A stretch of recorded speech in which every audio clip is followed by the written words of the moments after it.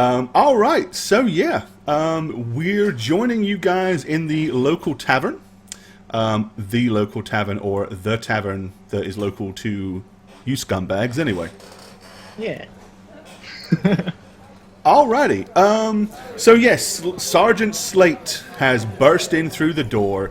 Originally, Nudnik was sitting over in the corner on his chair right here, which is where he sits when he is being the bouncer for this place. Slate pointed at him and yelled, "Oi, ugly, get your ass over here," or something to those along those lines. I just can't get enough of your token choice because he's perpetually pointing. So I just imagine him walking around Azumire pointing at everything, just walking around pointing, "You there, you there, you there." That's probably about right too. He's always throwing his weight around. Your shoes are untied. A bird. I love it. Kill it.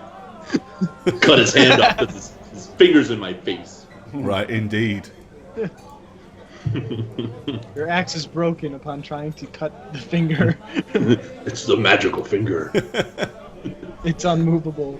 Only his will. Only his will will I'm move gonna it. quieten this tavern down.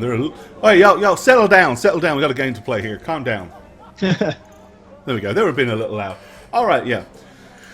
So as Slate did that, you notice that the two guys either side of him, the City Watch, both of them have put their hands down to their side where you can see they have shackles hanging down from their belt. With that, Slate moves in nice and close. Let's see, either Amelia or Nudnik. Do either of you have a drink in front of you? No, I don't. You don't actually, do you? So I guess Amelia did have, huh? Sure. All right. He kind of glares at Amelia, and he reaches over and picks up her drink, lifts it up,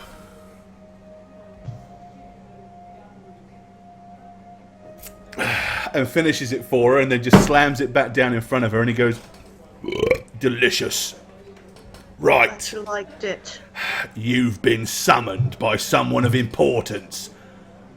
It would be highly irregular if we had to drag you there, kicking and screaming in irons. But please give us a reason to. I'd more than happily clap these irons on you mercenary scum. Think you can get involved in the politics and safety of the city, do we? Not on my watch." Well, feel free to escort us. We'll comply. Okay, he kind of looks to the right at Nudnik and says, "You ever thought about using a nail file to file them teeth down? Looks like you got a permanent underbite. Quite unsightly. I'm sure the ladies love it." I love it. Well, you would, wouldn't you? You're as ugly as he is. I would kind of That's the step way. in and go, "Okay, there's no need for unpleasantries now, gentlemen.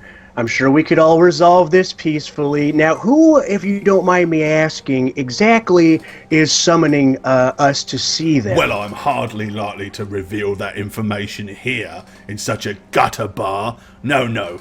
We'll reveal that information to you once we're in more civilized streets. Now come along, everybody get right. yourselves up. Nudnik gets up and I'd say, "Comply. We'll comply."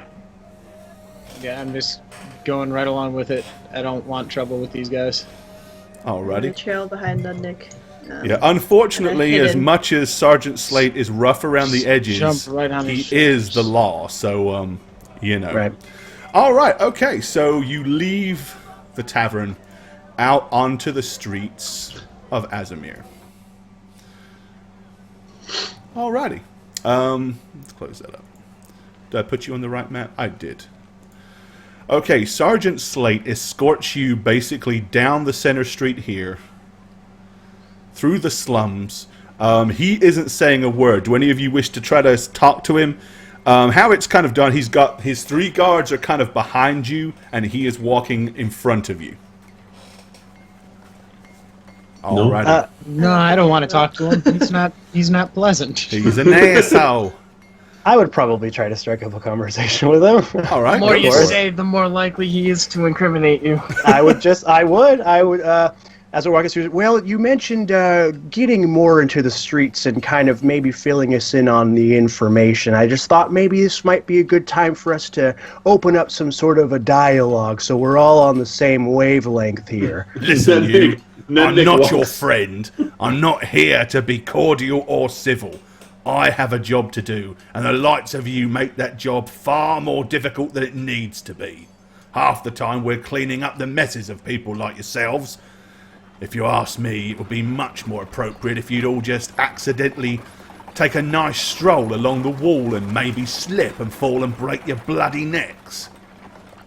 Well, maybe if you gave us a little information, we might be able to stay out of your way a little bit more. As I see it, we're kind of in the dark about what you're talking about. So maybe just even some small information will help us achieve the same goal, if you will. All in good time, my pretty. All in good time. Right, he continues then to Nick's- escort you out of the slums. Then Nick's gonna walk up to Dan and just kind of like nudge him in the arm. And say, shut up! I'm just trying to make conversation. You don't make conversation with this man. Or Nero. Right, all right. I had my Alrighty. mouse over the initiative button that entire time. Just in case. Get ready to roll initiative just in case. Alrighty. Let's go ahead and move you up here a little bit. Alright, so yeah, you guys continue down the main street. Once you kind of get out onto the main streets itself, one of the guards peels off to the left. Everybody give me a spot check, if you will. Oh, verse 20, here I come. Hold on, give me half a second. Let me just do something before you roll that. Let us know when you're ready. There you go. Ready? Hit it! Oh, nope. And I still noticed I'm not ready. I went to turn off I noticed I had the dice cover playing up and I forgot rolled I hit the wrong already. button. Hold I on. didn't roll. That's right. Oh, Yeah, you're a I- good boy. I did. There you go. All right. I had no patience. All right. Physic with a 13, Amelia with a Sorry about 13, Nudnik with a 14. Physic rolled let me- again, apparently. Apparently, that was weird. I don't Was know one what of that's those for Rush, maybe? I don't know. about. I'm about to roll rush. Oh. And remember, you can change the name at the bottom so that it actually rolls with that person's name attached to it. Oh, yeah. There you go. Good job, Rush Brinkley. Okay. So let's see. None of you are really that observant. Amazingly enough, the most observant at this point was Nudnik. All right. Hey. That's pretty good at this. So as you're walking down, Nudnik, you notice that there are an awful lot of city watchmen out on these streets. They seem to be very alert, watching everything. People are giving them a wide berth. As you're kind of approaching the main street itself, you notice one of the watchmen suddenly scream, You there! Don't you bloody run from me! Oi, Roger, come on! And then two of them break off and charge down this side street after somebody. Okay, Slate continues to lead you all the way up to the main street itself, and as you approach the drawbridge that kind of opens up to lead you guys into the segmented section that is where all the nobility lives, you notice that there are a couple of musketeers are standing either side of the bridge itself, and there's 3 of them lined up across the top. It's not like it was before, where they were actually all like lined up ready to shoot. These seem to be kind of more on guard, on point. The guards all kind of seem to be very edgy.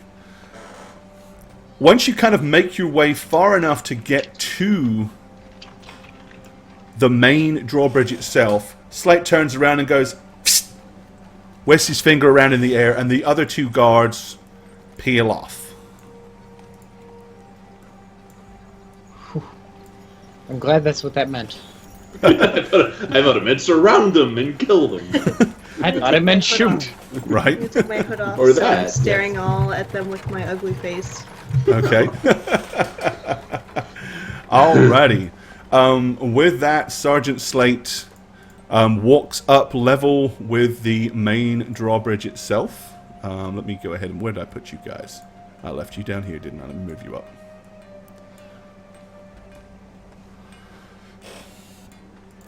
He stops right in front of the gate and turns around and takes his hand and puts it on his hip, tapping the hilt of his sword with his left fingers, and he says, "Now then, this is where civilized people live. Do you understand?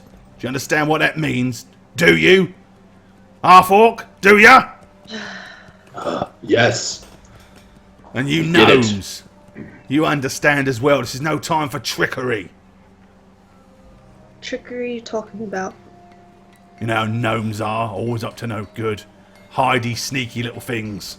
You scared of gnomes? Oh, I'm not scared of them, I just don't trust them. Don't trust them as far as I can throw them. It's kind of reasonable. And I can throw them quite a long way." They could. We will be civilized. "Good. Come on then." And with that, he escorts you through the main gate to probably what is the first visit for any of you guys Yeah, this is into exciting. the noble sector.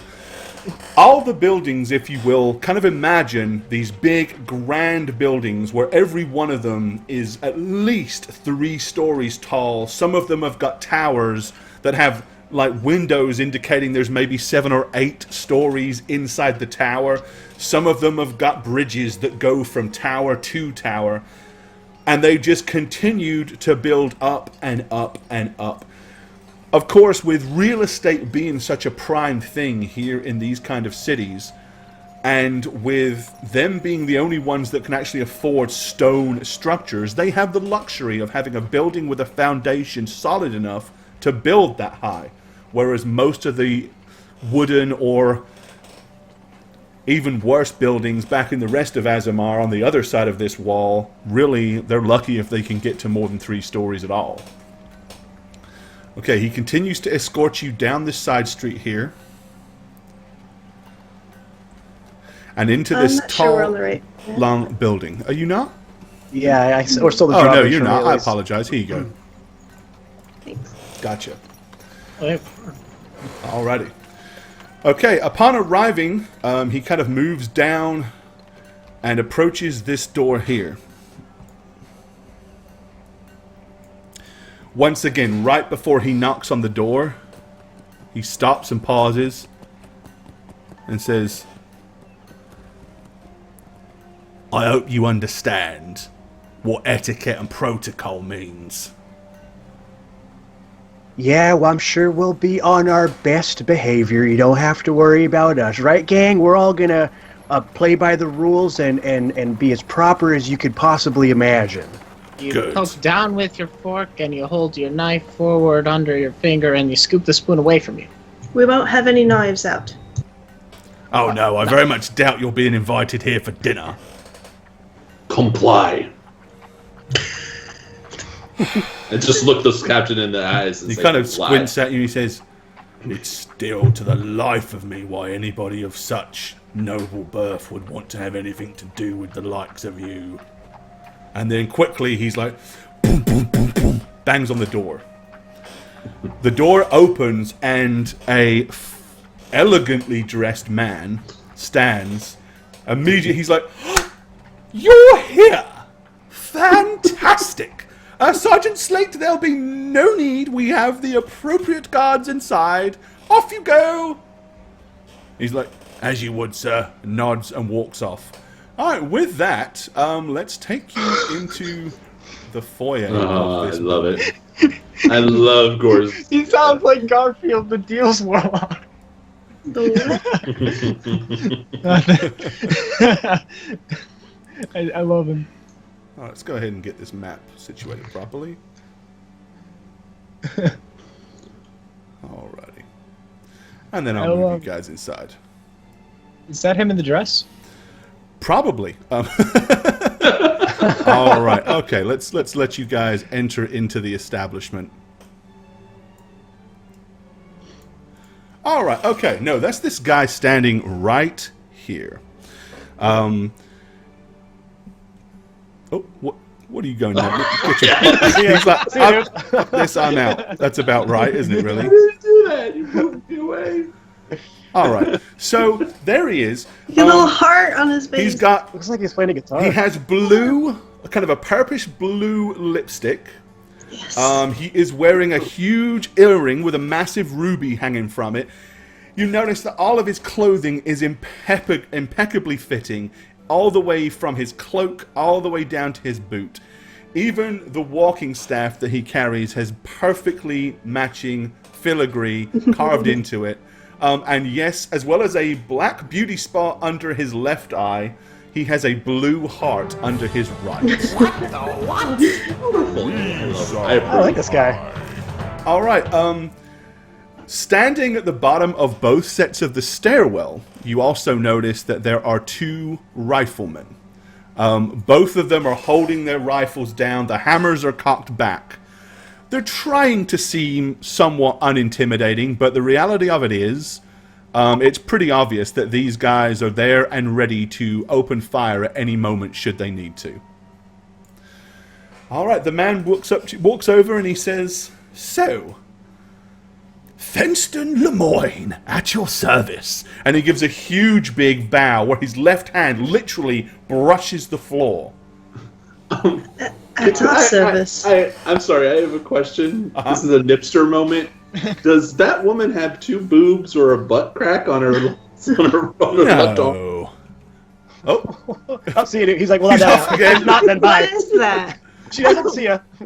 Oh my god. It's just a Oh, cutout. it's just her legs. yeah, Okay. it's her leg, you filthy animal. All right. Yeah, animal. so the woman is kind of dressed much like he is. She has blue hair. She has kind of like what appears to be like two blue wavy lines going under her eyes. She has a tiara that matches her fine clothing, gold filigree braced into all the various frills. As she stands there, she's got blue matching fingernail polish. Incidentally, so is he. Upon seeing that, you see her kind of like pick up with her left hand the hilt of her dress and almost seamlessly glide over next to him. As she says, "Fenston, my dear, are you going to introduce me to our company?" "Oh, yes, I suppose that I should, shouldn't I?" Yes, this is Lady Camilla." And she says, "Charmed, I'm sure." With that, she moves over to Danyan, curtsies, and then she's like, raises her hand out in front of her with her fingers pointing down, and raises an eyebrow with a big smirk. Danyan would lean in and grab her hand and say, "Lady Camilla, it is beyond a pleasure to make your acquaintance," and just give her a kiss on the hand. Okay. As you do so, you kind of take her hand and kiss it. Before you have chance to pull to pull your hand back, she grabs it and latches on, so she's holding it very tightly. And then she pulls herself close to you, getting incredibly awkwardly close. Acting like she's going to give you a kiss on the cheek, she gets really, really close, right up to your ear, and she says, "My bedroom's just upstairs, you know." And then she moves back. Anybody wanting to make a listen check to see if you heard is that, making feel a free. listen. All I can can't- say Next is, to you. of can't all the select Rush. episodes for Rush not to Yeah. be played by Spook, Right? this would have been the Can't grab perfect Rush right episode because this is really what Rush excels at, Yeah. being a colossal flirt.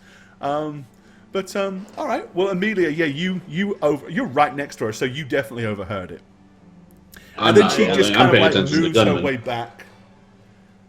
And she smiles at everybody. She says, "It is so wonderful to meet folks such as yourselves. It's a real treat. I rarely have the opportunity."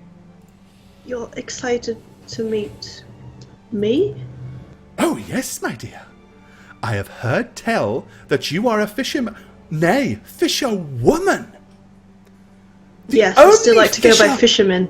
Woman," she says as she looks at what you presume to be her husband, brother, somebody or other. She says, "Here in Azamir, you really must regale me with your tales across the wall and down into the savage and brutal underculture." Yes, I'd yes, be my happy dear. to. I'm sure she will, but we of course have business of state to address. Very important business. Do you not recall? Oh, yes, fine, fine. Go on, deal with your silly business. I'll just be upstairs, making myself more comfortable, she says as she looks at Danyan. Have fun in your bedroom. Okay, with that, she kind of gets to the bottom of the stairs. You see her, "Out of the way, ruffian!" as she pushes the guy aside very rudely. She gets halfway up the stairs, spins around, and then she points at Amelia, and she's like... Then points at Danyan afterwards, and then she's like... And then she makes the way up the stairs. All the way. And disappears down the hallway. You notice... well, actually, do you notice... I would say Nudnik, Rush, and Physic can go ahead and give me a sense motive check on Thenston Lemoyne. To fill the role for Spook here, I can't click on Rush. I can't select Rush. Oh, I'll fix that. I'll fix that most quickly. It's a spot check. Yep. Right. There you go. All right, yeah, Nudnik's too preoccupied. I'm paying more attention to the gunman. Physic is very observant. Tries to be. And use Rush. Okay, and so Physic and Rush, definitely Physic at the very most, you guys notice as while they're too busy, you know, Danyan and of course Amelia are either excited, shocked, overwhelmed, bewildered, confused, who knows what, with Lady Camilla, you guys notice that Thenston Lemoyne has gone a subtle kind of shade of red and looks noticeably awkward and uncomfortable by this whole exchange. And then he's like, "Yes, so, do you know why you're here? Of course you don't. But, To be of any assistance to you. You're not here to be assistants of me, no. I am merely fortunate enough to be considered the middle player in this little gathering of folk. This is my home, my establishment. It was deemed not appropriate for you to meet with, his lordship in his home. So he beseeched me if I would offer my hospitality to him and your good selves. If you wouldn't mind, step this way to my study, and I'll introduce you to the architect of this evening, Lord Mateus Mayer. Now, Lord Mateus Mayer is one of the 5 governing lords here, so he is upper echelon. The only person above him would be High Lord Peregrine Arnborn. All right, he goes to the study door, opens it politely. My hands get sweaty.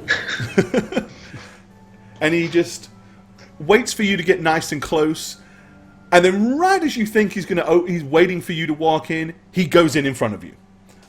Without actually holding the door open. He just leaves it open. Oh. Okay, I'm gonna open it myself again. He's kind of sort of half polite, I guess. Yes. Let's see, do I have that? Try to get up there and hold the door for my team, as it I were. just noticed that I haven't revealed this room yet, so... Okay, now roll 20, what you doing? It's a tarp!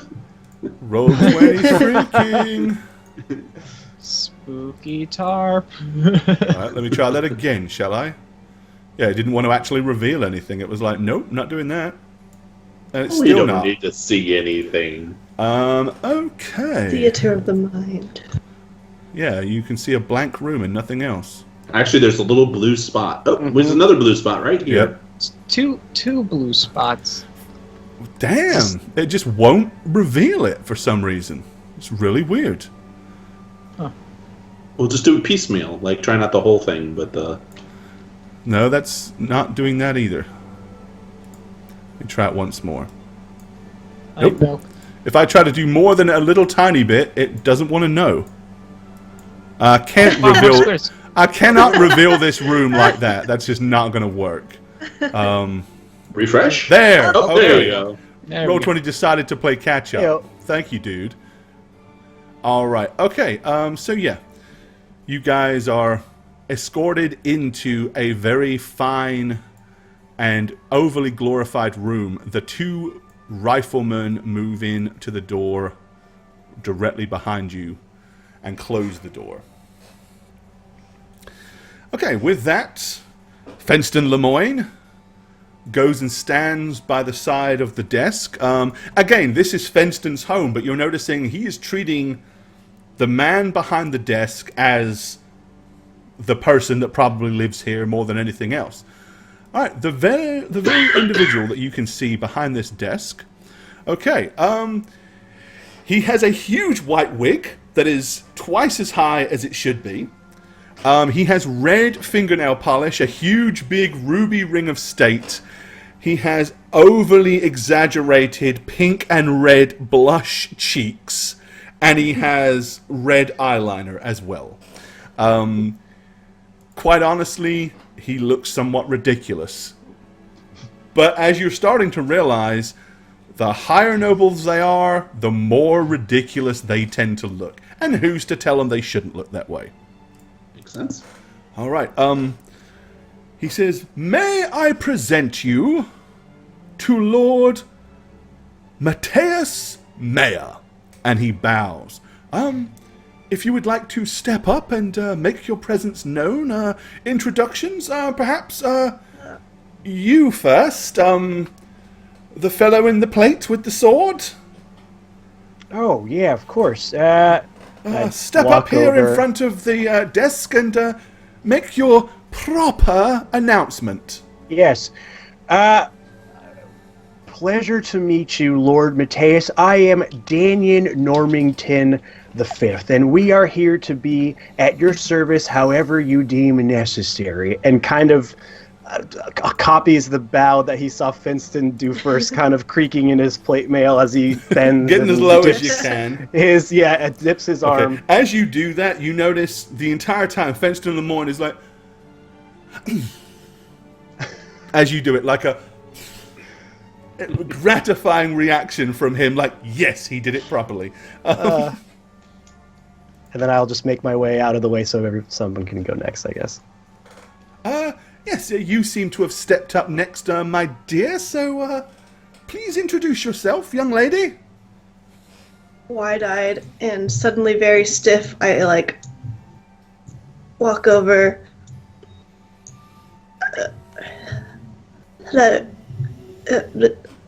Amelia Page, fisherman. And Then then I you just quickly awkwardly walk. shell off. Okay, with that, you notice Fenston go like, yes, you little fellow with the red hair. Perhaps you would introduce yourself next. Rush is going to step up and do like this over-the-top bow and just like almost scratching the ground with the back of his hands. Just. All right. As you And do I so, am Rush Brinkery, and it's wonderful to meet you. you notice Really, Lord truly Matthias, as you do that, he kind of like lifts himself up out of the chair so he can actually see you over the massive desk. But like getting up from the bow is just boom, so it would probably be a little bit startled. All right. I love what you've done with yourself. He just the entire time you've noticed that Lord Matthias has not broken. His face has not changed. He looks like a porcelain doll. Basically, he's just sitting there the entire time, like. We'll work on that. We'll work on that. And then he's gonna walk over to the rest of the party. Maybe All even right. head over towards a chair and contemplate sitting. Yes, you little fellow, maybe you'll step up next.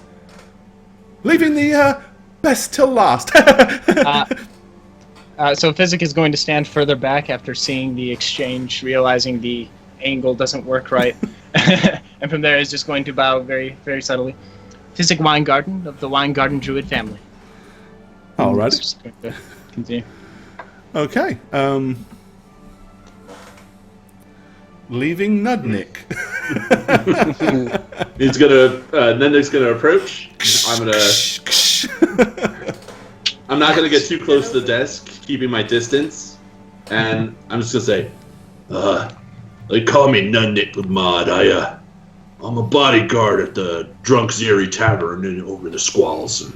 Right. Nice to meet you. And I'm gonna give like a little nod of my head. It's kind of like awkward and not full throated or full of commitment, which is All right. Lord Matthias Mayer goes, oh shit. Pointing at Fenston Lemoyne, who moves in very close to him and leans in. You notice him get as close to Lord Matthias Mayer as he can with his ear, like, and he.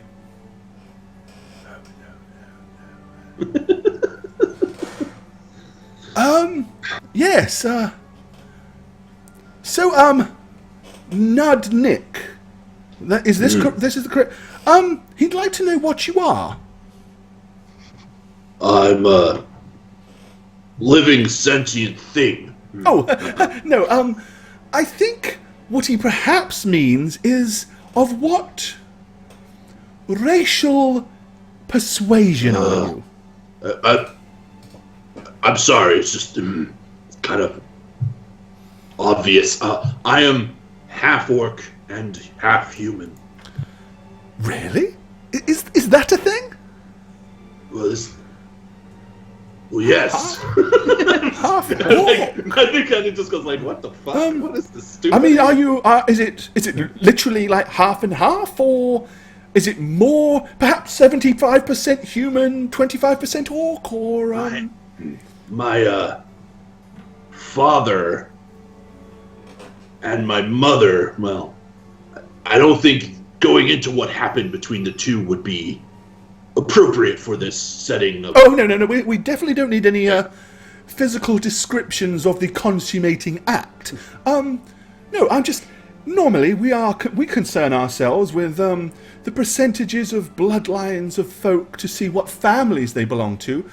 The concept of an entirely integrated racial species is quite extraordinary. I mean, we have heard that there are, on rare occasions, humans that may choose to, engage in, things with elves, but elves and humans, other than the slightly pointed ears and the clearly elegant features that we're all envious of, as you obviously can be aware, it's much more understandable, but an orcish... Dear, it's quite extraordinary indeed. If I may, and I'm gonna grab Physic by the shoulder and yank him towards me. Okay. He is of a natural persuasion. I will be, if you were more curious about this, I will have him check me out to get more accurate percentages. It's a very interesting study. He taught me how to read, you see, so I owe him that. It's a really interesting thing where, in order to intermix, as it were, say if I were to be mixing two flowers towards each other, perhaps to bring about offspring, plant the seeds, and make new plants, it's a weird thing that happens where you cross the genes. In order for that to happen, there has to be some sort of common ancestry, which is to suggest that as you are of noble birth and there are those of common birth, at some point, perhaps, there was an origin to all of that. Which is to say, elves, the humankind, myself, and Nudnik here all have some form of common ancestry. Otherwise, I don't see how something like Nudnik could possibly happen.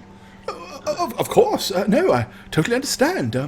It's very interesting. You'll indulge, of course, that we have never seen or met such a thing. And it is somewhat intriguing.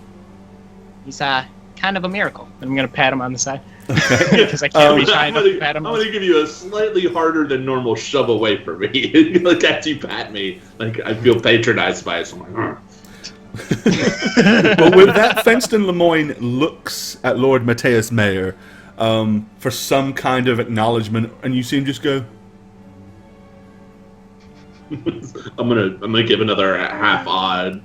He says, okay, well, I certainly hope that we didn't offend you in any way. Would you like to take a seat? Yes, how rude of me. Please, we're about to discuss business, so, please, yes. All, how does it you folk like to say it with your colourful language? Take a load off. Okay. I'm just going to go ahead and sit in the chair up here. Take a second to Climb up on it. Yeah. Nundik sits down quite heavily and You hear the basically chair, does like- what every male does on a New York City subway and just spread his legs really wide. Like I He own totally this knows chair. how to sit properly. Basically, from Numnick's perspective, this is Physic right now, just going, He says, I So, just gotta um, stand on the back wall there. as you know, I am Fenston Lemoyne. I have been appointed designatory of this particular discussion. I will be speaking on behalf of his lordship here, Mateus Mayer. Any words that leave my lips, you can assume was spoken by him. very well. All right. So, we have heard tale that, you are a rather accomplished group of individuals, and yesterday I was informed, while I was making my inquiries, that you had indeed chartered yourselves, which is most pleasing to myself and his lordship. It makes all of this so much more, official. That was the goal to the chartership, yes. Yes, well, so the stories that we have heard, that, some of you, for example, I understand you are, what they refer to as a druid, is this correct? You, you're Yes, interested yes. in weeds and trees and plants and things. I do grow weeds, yes. Excellent. And you, my dear, are a fisher. A fisher of fish, I suppose. Yes, just made my 7th trip down. Yes, 7. As many as 7. Excellent. And you carry that net everywhere, do you? As opposed to just leaving your fishing gear at home and just carrying it when you're fishing? Well, yes, I'm Do you pretty find good it with come the in net. handy on a daily basis? Good. Yes. Oh, well, interesting. And you, are intriguing fellow. Is the rumor true that perhaps you descended from below the veil itself? Yes, yes. And yet somehow you found your way here to us in the city of Azamir. And fortuitously, as it seems. Right. So, to be polite, I should ask this question first. Are you busy? You mean at this exact moment, or She asking just? For the We are open foreseeable for future, contracts. you know, the next indefinite amount of time. Well, I don't think we have anything too pressing in our immediate future. Good. I have an ongoing bet with the rat catchers and the drunks Erie. I get my gold that way when I'm not, protecting. Rats, disgusting things. I know some of you people enjoy consuming them. Protein that they may be, they'll never cross these beautiful blue lips. The reason beautiful we have indeed. summoned you is to, first of all, express our gratitude for the services that you have provided here in the city of Azamir. And we would like to first extend our thanks. Bravo! I'll give it a little bow. What services are you exactly referring to, if you don't mind me asking? Oh, well, we have heard that you have, rescued people from ruffians. You have quelled mobs. You have avoided the streets being littered with peasant corpses, which would have been most unsightly. But more than that, a pressing issue. we are intrigued with the fact that some of you have in fact ventured below the clouds, below the veil. You see, we find ourselves embarrassingly in need of somebody to do a very short and brief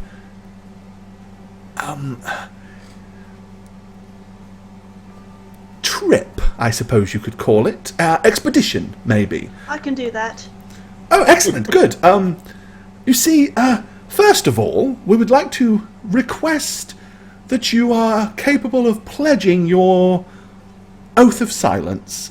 I understand to some of you telling the truth and keeping your mouths closed about certain matters may be uncommon, but we really do have to express that before we go any further, we must ensure that you have no interest in repeating any of this to anybody at all outside of this room, not even discussing it amongst yourselves. No one really asks me how my day is, so it's not a problem. They don't use me for my conversations. Yes, but are you capable of keeping those tusked lips of yours closed? Who would believe me even if I mentioned anything? Okay, well, you must understand, we're not used to dealing with folks such as yourselves, so if we seem a little bit overly cautious, it's just because of our past experiences. Not that we're really concerned. I mean, we know, as good citizens of Asmir, you're going to choose to help us. You would do so willingly and freely, I feel sure, but it wouldn't be fair of us to expect you to do so. So we have a sum of money that we have put aside to reward you for your good deeds and citizenship. So we've already determined that you're going to keep your mouths closed, that you have nothing better to do, and are probably more capable than most. Are you familiar with the city of Spheros? Been there, yes. Oh, you have? Well, travelled? Well, that's quite surprising. But yes, Yeah, far to the east, the city of Spheros, one of the High Lords there, is Lord Edgar Holt, a splendid fellow, wonderful man, very well connected, excellent bloodline. Now, High Lord Peregrine Arnborn, as you've probably heard, his daughter, Cecilia Arnborn, is maid of a match to Lord Edgar Holt. As is customary, there must be 3 stately observed engagements that are called courtship. They must visit 3 times, very publicly of course, to get to know each other prior to announcing the actual wedding and the big day itself. The dirigible Flight of Fancy was sent a couple of days ago to collect Lady Cecilia Arnborn and take her to her beloved Lord Edgar Holt. It's romantic, isn't it? Oh, absolutely. Isn't it wonderful? I mean, just imagine the stately wedding that we will have, both here in Azamir and in Spheros. Perhaps, if we're... it's possible that as a additional reward, maybe you might be permitted to watch the wedding from the crowd. Wouldn't that be splendid? Yeah, Yes. absolutely. Us? Oh, yes, of course. Yes. After all, you're about to become very great friends of the nobility here in Azamir. Well, Wow. so the problem we have is that the Flight of Fancy It elevated elegantly into the sky, drifted off over the walls, That's nice. and floated far to the east towards the city of Spheros. Unfortunately, something happened, and we believe the dirigible crashed. It went down. We have little to no information other than the thing crashed down through the veil and is out there somewhere in that hideous underground of whatever things lie down there below the civilized regions. What we need should be at this point very apparent. We trust and hope that the captain of the Flight of Fancy was able to at least put the dirigible down in some form of solid shape, and we hope that Cecilia Arnborn is still alive. What we pose is nothing short of we'd like you to go and find her and bring her back. So Russia's in the back hearing, "Damsel, I'm in." Yes, engaged damsel, of course. We must be proper. But a damsel. And engaged. Now, Fair enough. we, of course, it's quite embarrassing.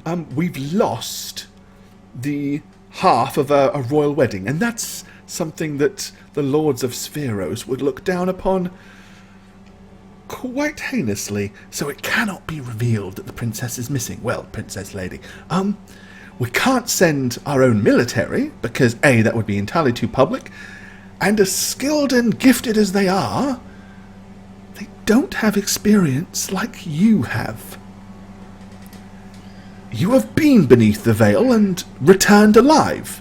This is a talent that seems to be foremost in our requirements of who is eligible. So, if you're interested, we can offer each of you enough money to never have to work in a bar, play with plants, get your hands dirty with cogs, go fishing, or whatever it is that you might find yourselves doing ever again.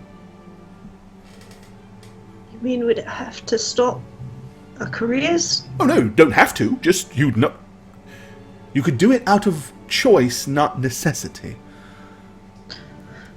To be honest with you folk, I've never quite gone that east below the veil, but I will be clear, I will be the first human to trek that far, and I will succeed.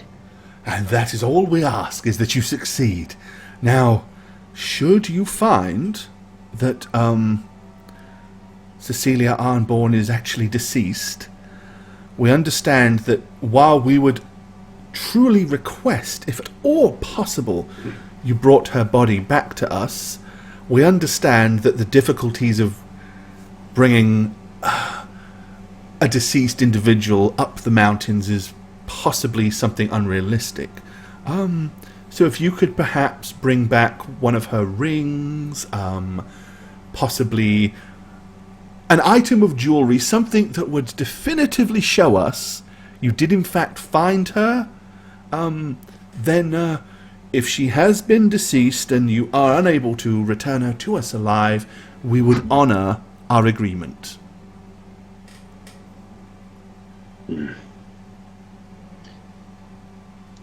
Well, we'd be happy to help, as is the way of the helping hand.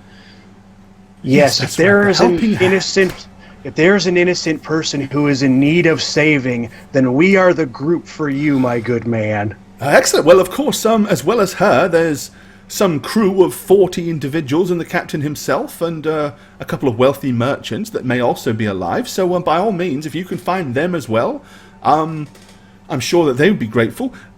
Our interest, of course, is primarily Cecilia Arnborn, and should you have to turn a blind eye and refuse the aid to the others in the interest of successfully bringing Cecilia back, then we would understand, nay, expect you to do exactly that. And I would kind of put my finger down a little bit and look at him. Say, was there any reason why we would have to not help everyone? Oh, I don't know. I assume that in order to survive in such an uncivilized place, a smaller number of individuals would probably go less noticed than a large group. He's Well, wrong. He's right. You're right. But I think it should be our main. Well, and I would stop and go. I think that we can definitely help you out in this situation. Well, I knew you would see it our way.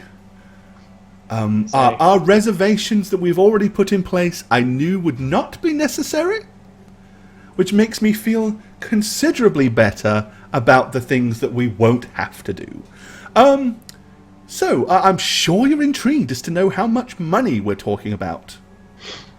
He reaches down and opens the drawer with two hands, and you hear it like go shh, and you hear like what sounds like a few coins or something fall from the drawer onto the table, or sorry, onto the floor below. He reaches his hands in and like lifts them up, and there's like platinum pieces are just falling from his hands onto the table. So yes, 3,000 gold pieces worth of platinum is our offer.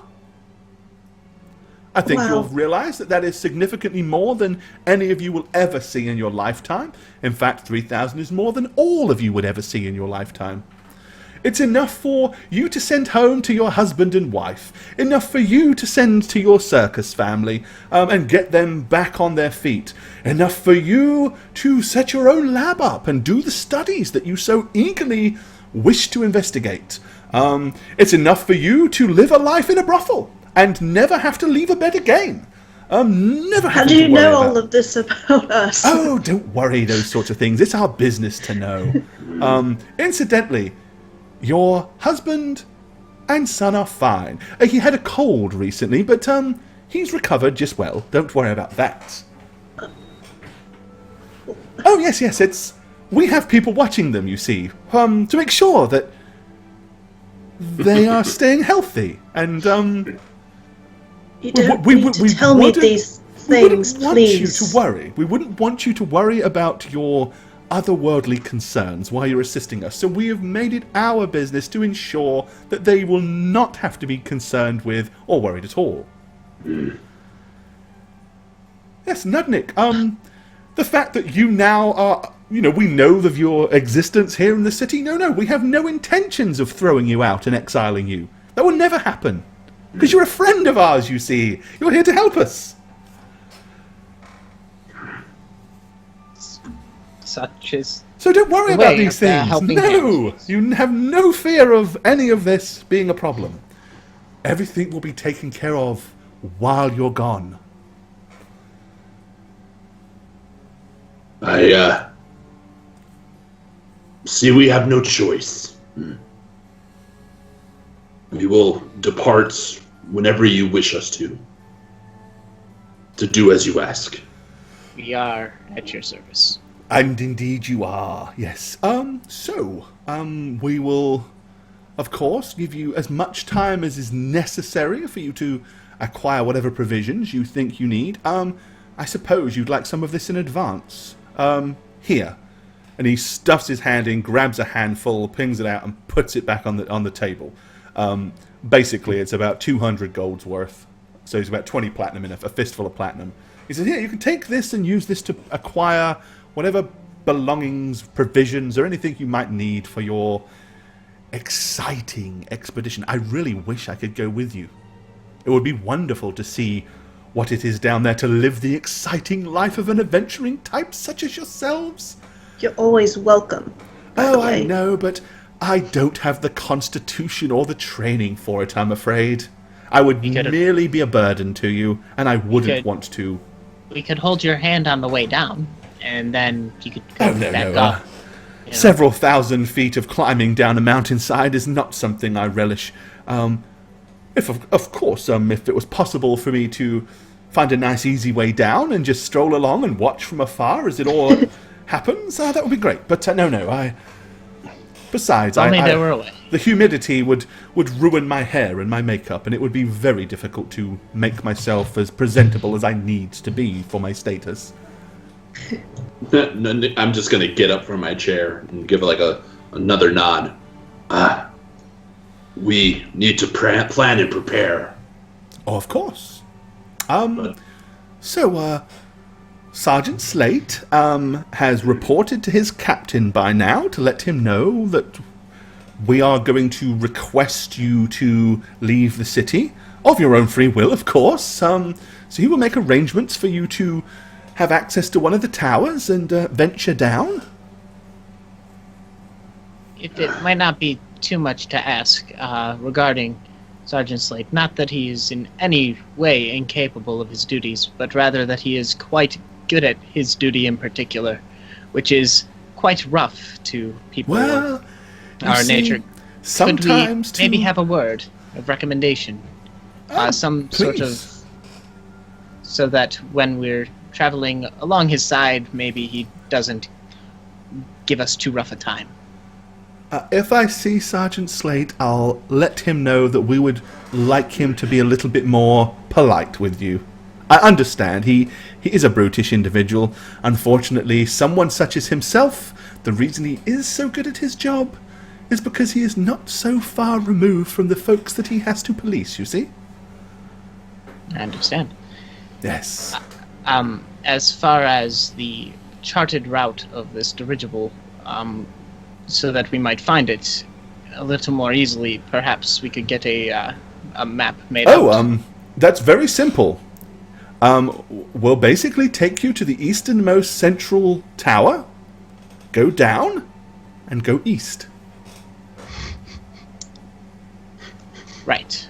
Understand, we don't know exactly where it is. We only know it was heading for Spheros, which is directly east. So... you could estimate the speed of a dirigible if you understand how much that is, and think that it traveled for probably... it was barely visible when it went down. One of the gnomes up on the watchtower with one of his eye spectacles was looking at it in the distance, and he was the one that reported that it had suddenly seemed to... there was a small flash of light, he said, and then it slowly began to spiral down and it disappeared below the clouds. Oh, the humanity. I know it. Just to think that Lady Cecilia Arnborn is down there. I'm moved to tears, don't you know? And with that, he pulls out a small white handkerchief and... You're hot. You see? Your blue heart. You see? Careful. You see what it does to me? Oh, I must go and lie down. Anyway, so if this is, sufficient, I would request perhaps audience with the gnome who saw it go down. Yes, I'm sure we can have him made available. I would just like to have a better understanding of generally where to search. We will have him meet you on the tower, so that he can point and show you exactly where it was. Very good, thank you. I'm gonna need to go see a map maker. Right, so is there anything else that you would need? Anything else you want from us? Of course we must make this all official. We can't really just do these things willy-nilly, although of course it must be kept, as we've said, exclusively silent and just between ourselves. But the we have in fact had the head of the Journeyman's Guild, the Guildmeister himself, has drawn up private documents for us. If you would just peruse this and sign it. As he picks up a piece of paper and slides it across the desk towards you. It's a death warrant. Just gonna go ahead and... Actually, no, it's a fairly simple document. It just says that you promise to do all best efforts to rescue and return in good health Lady Cecilia Arnborn. That for doing so, they will pay you the sum of 3,000 gold coins each. to the total sum of 15,000. And should she be found in a less than living state, if you can bring back an item that proves that you found her, that they will also reimburse you the full amount. Then there's this little disclosure that says that when you do return, they're going to have the head of the Guild of Thaumaturgy practice magics upon you to basically make sure that you are telling the truth. And as you kind of get to the bottom, he goes, which purely, of course, is not necessary, but just to be an insurance that you don't find her and then say, it'll be a lot easier to go back without her and cut her throat and leave her for dead. Which I know you would never do, but just so that you know we have thought of that possibility when we were trying to decide who to hire. We didn't realize we were going to hire you, of course. We thought it may be somebody unscrupulous and needed such reservations, but now we have met you, and we are fully aware that these are just merely unnecessary things. But of course, it's on the document, so we don't have time to have it changed now. So if you'd all just make your mark and sign it here. Right. And I'm going to go ahead and fill out my name, because at this point we'll get shot if we don't. Is it just a line for the group, or is it like a line individuals? I guess individual lines. Yeah, it's individual. Okay. So yeah, I'll sign individually. But it actually... give me a spot check as you're looking at the document. Okay. Uh-oh. Oh, I have a really good spot check, because I have those... Yeah, you're observant. Get those eagle eyes. Yeah, make sure I put the bonus for those in. Because I have that item. That's just my ranks. This is at a +5 because of my item. Plus umpteen. So, like, yeah. Is the item something that's on and active 24/7? Yeah, I just always have my goggles. Right, but my point is, are you wearing said goggles in this meeting, or are they hanging around? Oh, right, in I would your have neck? taken them off for this, yeah, so I'm not But gonna I have mean, them that's off. what I'm asking Right. you. If you're putting them So, back yeah. on to look at it. No, Okay, no still +5 enough. to it. Okay. You notice that at the very top it says prepared for members of the helping hand. Oh. How nice. Yes, which What a means liar. clearly Lying. there was no way that this document was created for Lying. somebody generic. Seeing that, I'm gonna go ahead and sign it. Then I'm just gonna cantrip a good berry and crush it in my hand and sign with that next to it and pass the quill. Just make a bit more of a mess for them. It's my signature. You can't change my signature. I'm just gonna. It says my name and then a crushed berry. That is my signature. Yep. All right. Okay. So he watches eagerly as each of you sign, and it's the quill that you're actually signing with is this huge, big, over-the-top, flamboyant, bright orange feather that's actually got a gold stem. It's like a pre-manufactured quill. It's not an actual feather quill. I'll sign this if you promise to not mention my son or husband again, please. I am sure No need. we will not have reason to ever again. So we will not. Fine. Sign it. Hand it over. When Nudnik steps up to it, I'll just point to the line and then. Watch him grab the elegant quill. Cran Nudnik. Probably like all lopsided and diagonal. And just like Alrighty. slide it over to Dan. And I would grab it and kind of give Fitzen just a look and then sign my name on the line. Raj comes up and does the very colorful, playful, almost suggestive signature with the extra hearts and the drawings. Oh, the drawings. The phallic symbols. Okay.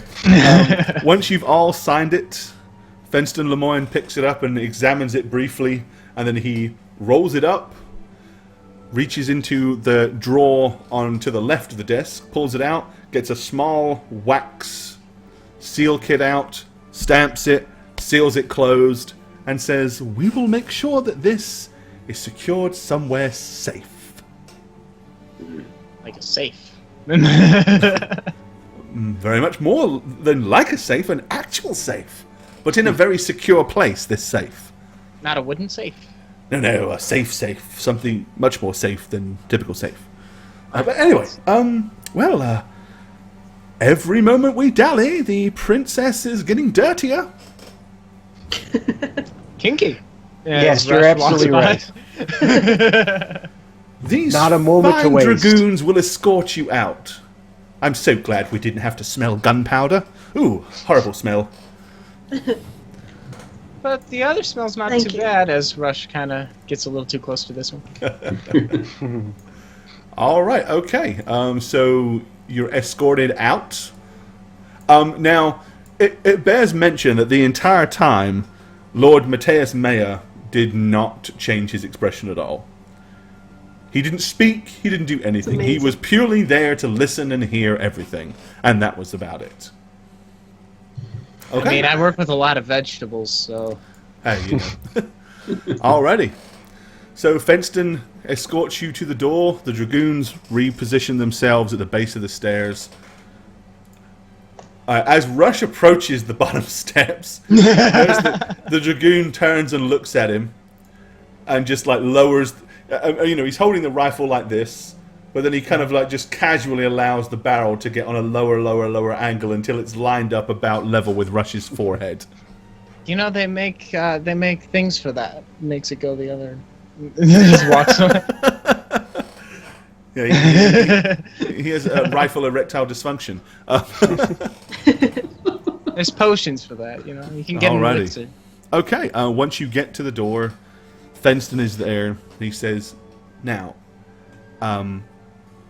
just remember everything that was discussed. None of your concerns or worries need to be in your minds. You have a task to achieve. Everything will be Right. solidly Right. taken care of. No problem. One more thing, which this is not part of the agreement, but this is just because I like you. I really do. You're wonderful people.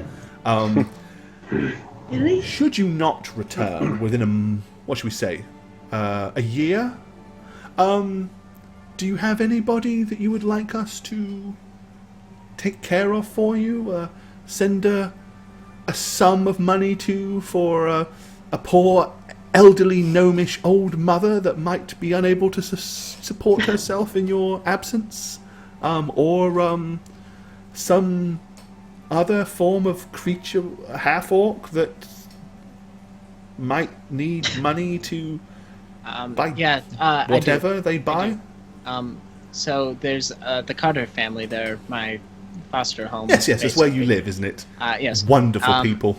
Yes, very, very much so. And they basically whatever can be afforded to them, they deserve it. Oh, we can afford quite a lot. Yes, but within your reason, I'm sure. Oh, of course, yes. We'll and- make sure that they are amply taken care of in your absence.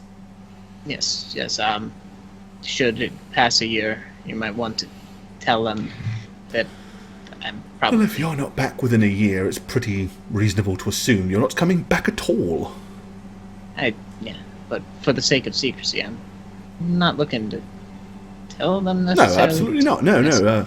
So, to clear up, I would like them to understand that No I one's going died to for the assume city. for a second that you have gone below the veil voluntarily, so I don't think if anybody doesn't say anything about it, it's not probable that anyone would assume it. I have someone. Oh, you do you? That's quite remarkable. And who would that be? His name is Rendok Jorgoro. Okay, this Ren. He owns the Drunkiri Tavern. He showed me kindness and is a nice friend. Oh, okay. So you'd like us to throw a few coin at the tavern keeper then, in your absence? Not a problem. We will make sure that he is amply compensated for his lack of accomplished bodyguard and doorman. this whole time Rush's face is just kind of realizing, what am I going to tell my parents?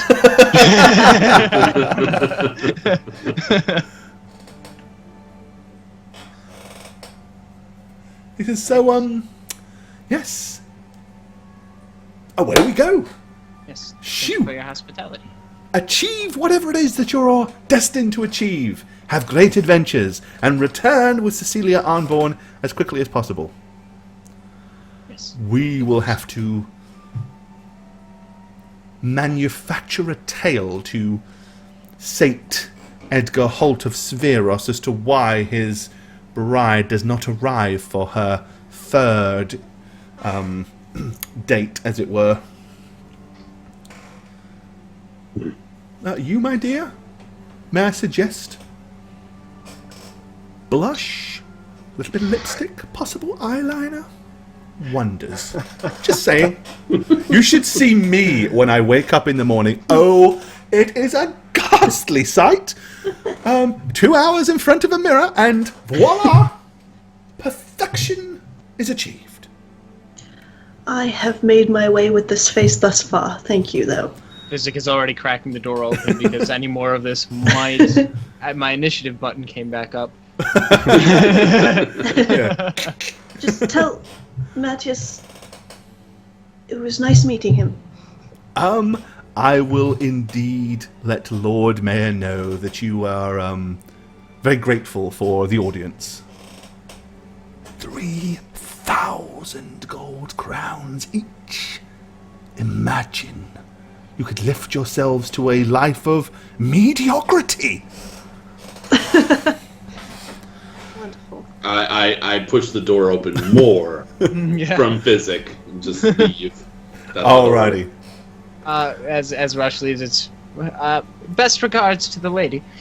He's like, oh, my good lady wife. Yes, I'll She's mention. almost half as lovely as you are. Oh well, some would say more lovely. But Oh, I admire a young man who recognizes the efforts one goes to look stunning. It is not you just ladies that I'm can... still in the door. I gotta catch up with them. I really do. Well, yes. Farewell, little fellow, and enjoy yourself. I hope that it's not too difficult for you on this journey. And he, with that, closes the door as you Yep. exit onto the streets. Okay, when you get out there, you notice that 2 of Sergeant Slate's brutes are waiting over by the wall of the other building. And then they walk up to you. He says, "Don't mind us. We've been asked by Sergeant Slate to escort you through the gates. Make sure you don't spend any time dallying here on this side of the wall."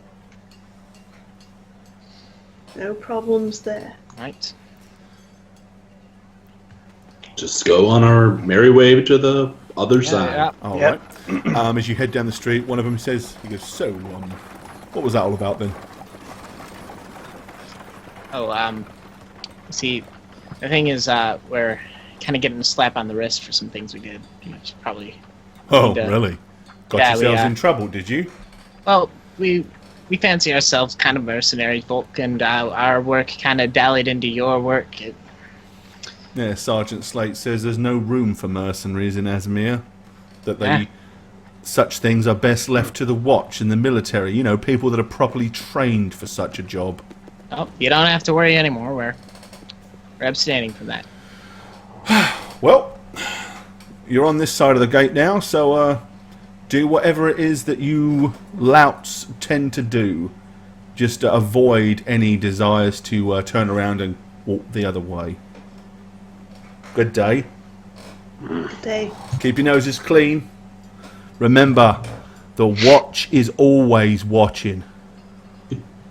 I've told you before, that's a stupid slogan. Shut up.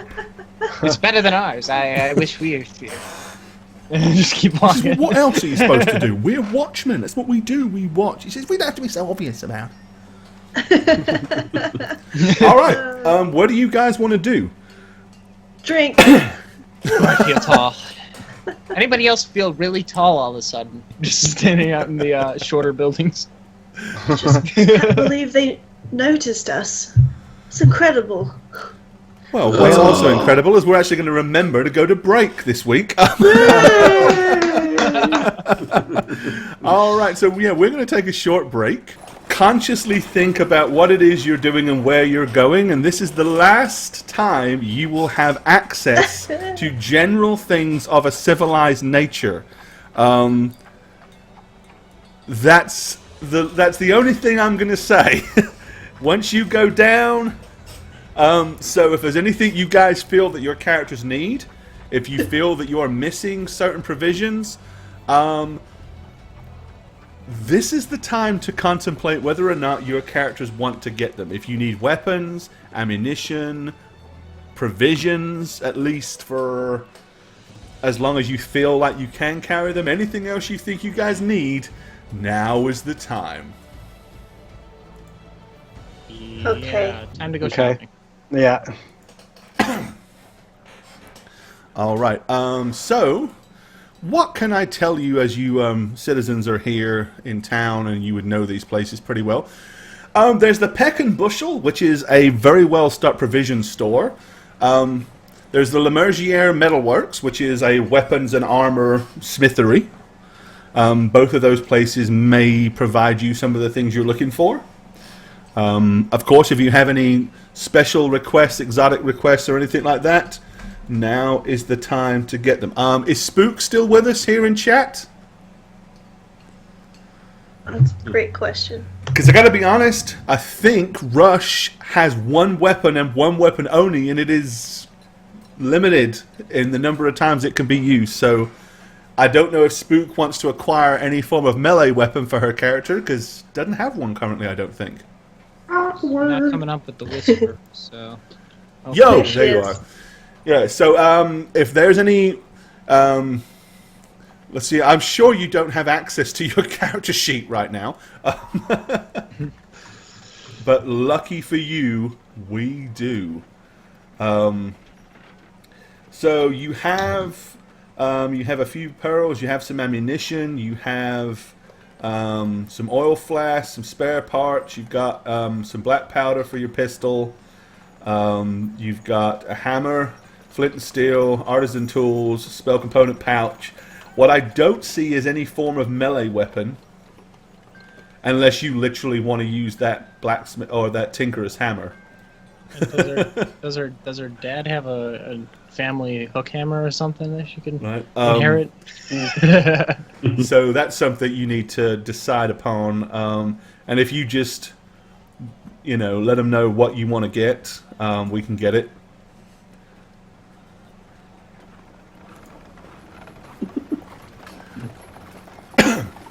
I mean, I feel like we would get a lot of stuff, like, we'd Yeah. stock up.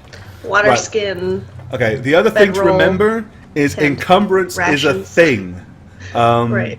So you need to be aware of the fact that you're going to be climbing several thousand feet down the side of a mountain. So what you take down and encumbrance-wise can potentially hinder your climb down. Here on How We Roll, usually the worst fights are wall bosses. This would be a hell of a wall boss. So I feel like Amelia would be carrying most of the climbing stuff. Climbing spikes, Yeah. grappling hook, gloves, Ropes. rope. Yeah. I have right, a the 150 ropes foot. for I sure. have More rope. 150 foot rope. So if you guys Those need little some, tote I- things. I do know that Spook Rush has a special bag that's like a bag of holding, a backpack. yeah. So we could fit a lot of the more practical, heavy stuff. You Yeah. give it to A the little tent. guy. Yeah, she has a haversack. Is a haversack, right? Yep, the handy haversack. Basically, it doesn't hold as much as something like a bag of holding, but the cool thing with it is whatever she thinks about being the next thing she wants to pull out, that will always be the thing on top. awesome. So it's a very good utility item. A good amount of rations. Mm-hmm. Food. And water. Yeah. Food, water, climbing Right, equipment. In that case, then, so it sounds like right now the first thing you guys want to do, it sounds like you want to go to the provisions. Yeah? Yeah. Then let's go to the Peck and Bushel. Heyo. All Sorry, right. I had to be every like Spook. time. Yeah, every time we see it, there's just some little gnomish giggling in the background. I'm actually pretty good with the items. I All filled right. up my Okay. gear, so So yeah, you find yourself at the Peck and Bushel, which, as the name suggests, it's accustomed to having lots of different things. Primarily, when you walk in, the owner of this establishment, everybody calls Val, who is called Valerie Pendabell. She's a middle-aged woman who likes to keep her hair kind of in a high-framed double bun. She dresses well, but plain. She smiles at you as you walk in. She sells a handful of small weapons, dagger here and hand axe there, possibly a mace, but that's really not what she does. But, climbing gear, blankets, tools, cloth, lanterns, torches, sacks of food or sacks of grain, that sort of thing. Bear in mind pricing, of course, for such things. Rope, barrels of mead and ale, all those sort of things you can find here at the Peck and Bushel. Alrighty. So you, tell me what you want, and I'll give you pricing. Bear in mind, you have 100. You've got 200 gold pieces of expense money that you can spend. Rope. So what? Wait, just quick question, Gore. So what? I have like all that stuff written down already, but do I need to like use that money to rebuy it, or like? No. This is stuff. If you've already got it on your sheet, this is stuff you've already got. Okay. So you're looking at buying new stuff. Anything that you feel now, knowing what you're up to, you want to buy. I don't know. like honestly, guys, Pretty good. I'm set. So it's all on you I'm gonna review what I got here. and Spook, of course. A little bag of basic spell components. None of my spells are too expensive in that way, and I have a feat that prevents need for that. I have a big old backpack full of my alchemist tools and flasks and jars and things. That's good. Field journal, my big old gloves, but That's like a pan. I don't have a pan. yeah, we don't have a pan. Right. Uh, So, so just so This you're is why we aware, have just to put it things into here. perspective, right? So the handy haversack, basically, it's just like a backpack, as you might imagine. Has straps and brass-handled buckles and stuff like that. It has two small side pouches, each of which appear large enough to hold about a quart of material.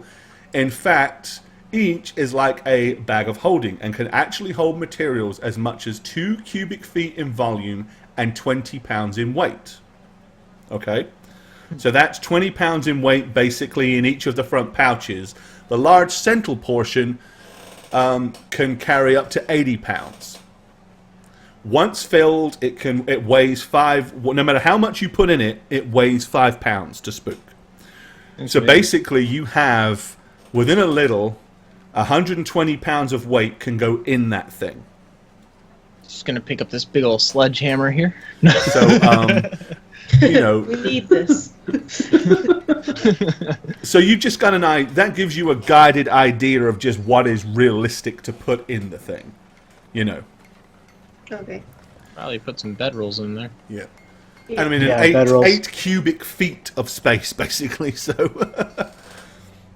That's a lot of space. it is. Well, it's we'll going to put be the- weight we'll put the is more of a woman in thing there. than anything else. Put the woman in there. Put That the being princess said, in my it does first. physically have to fit into the backpack.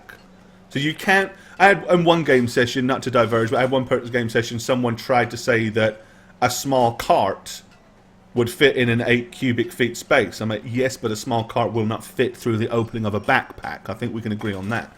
So that's the concept. All right. So Okay. this backpack is big enough to fit a bedroll through.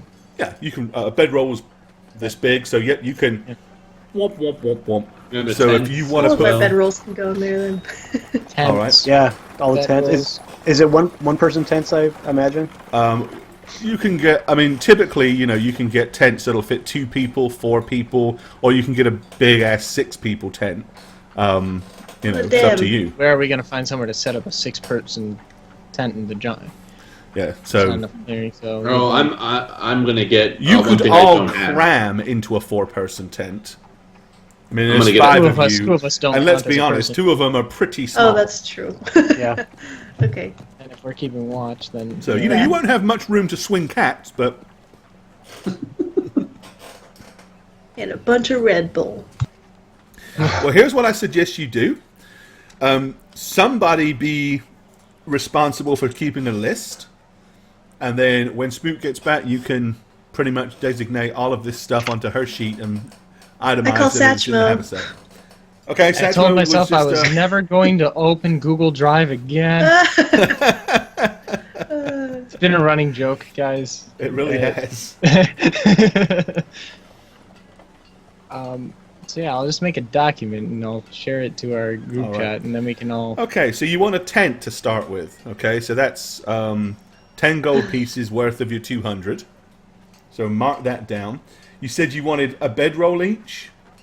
Yes. Well, I already have a bedroll. You don't need to include me in anything because I. Okay, so 4 bedrolls then. Self-sufficient. I have one too. So far the tent is £20. 3 bedrolls then. So that's £35. And Spook's probably got...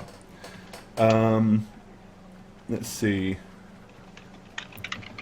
She maybe has £20 combined total with all of her black powder and bullets and stuff. So you've still got plenty of room. All right, so you're going to put three additional bedrolls. Okay. Bunch of freaking rations in there. Yeah. Okay. Yeah, a lot of rations. So basically, it's £1 per day of rations. Rations here are 2 gold per day's worth because, obviously, with the protein issue being the thing. So how many days do you want to buy total?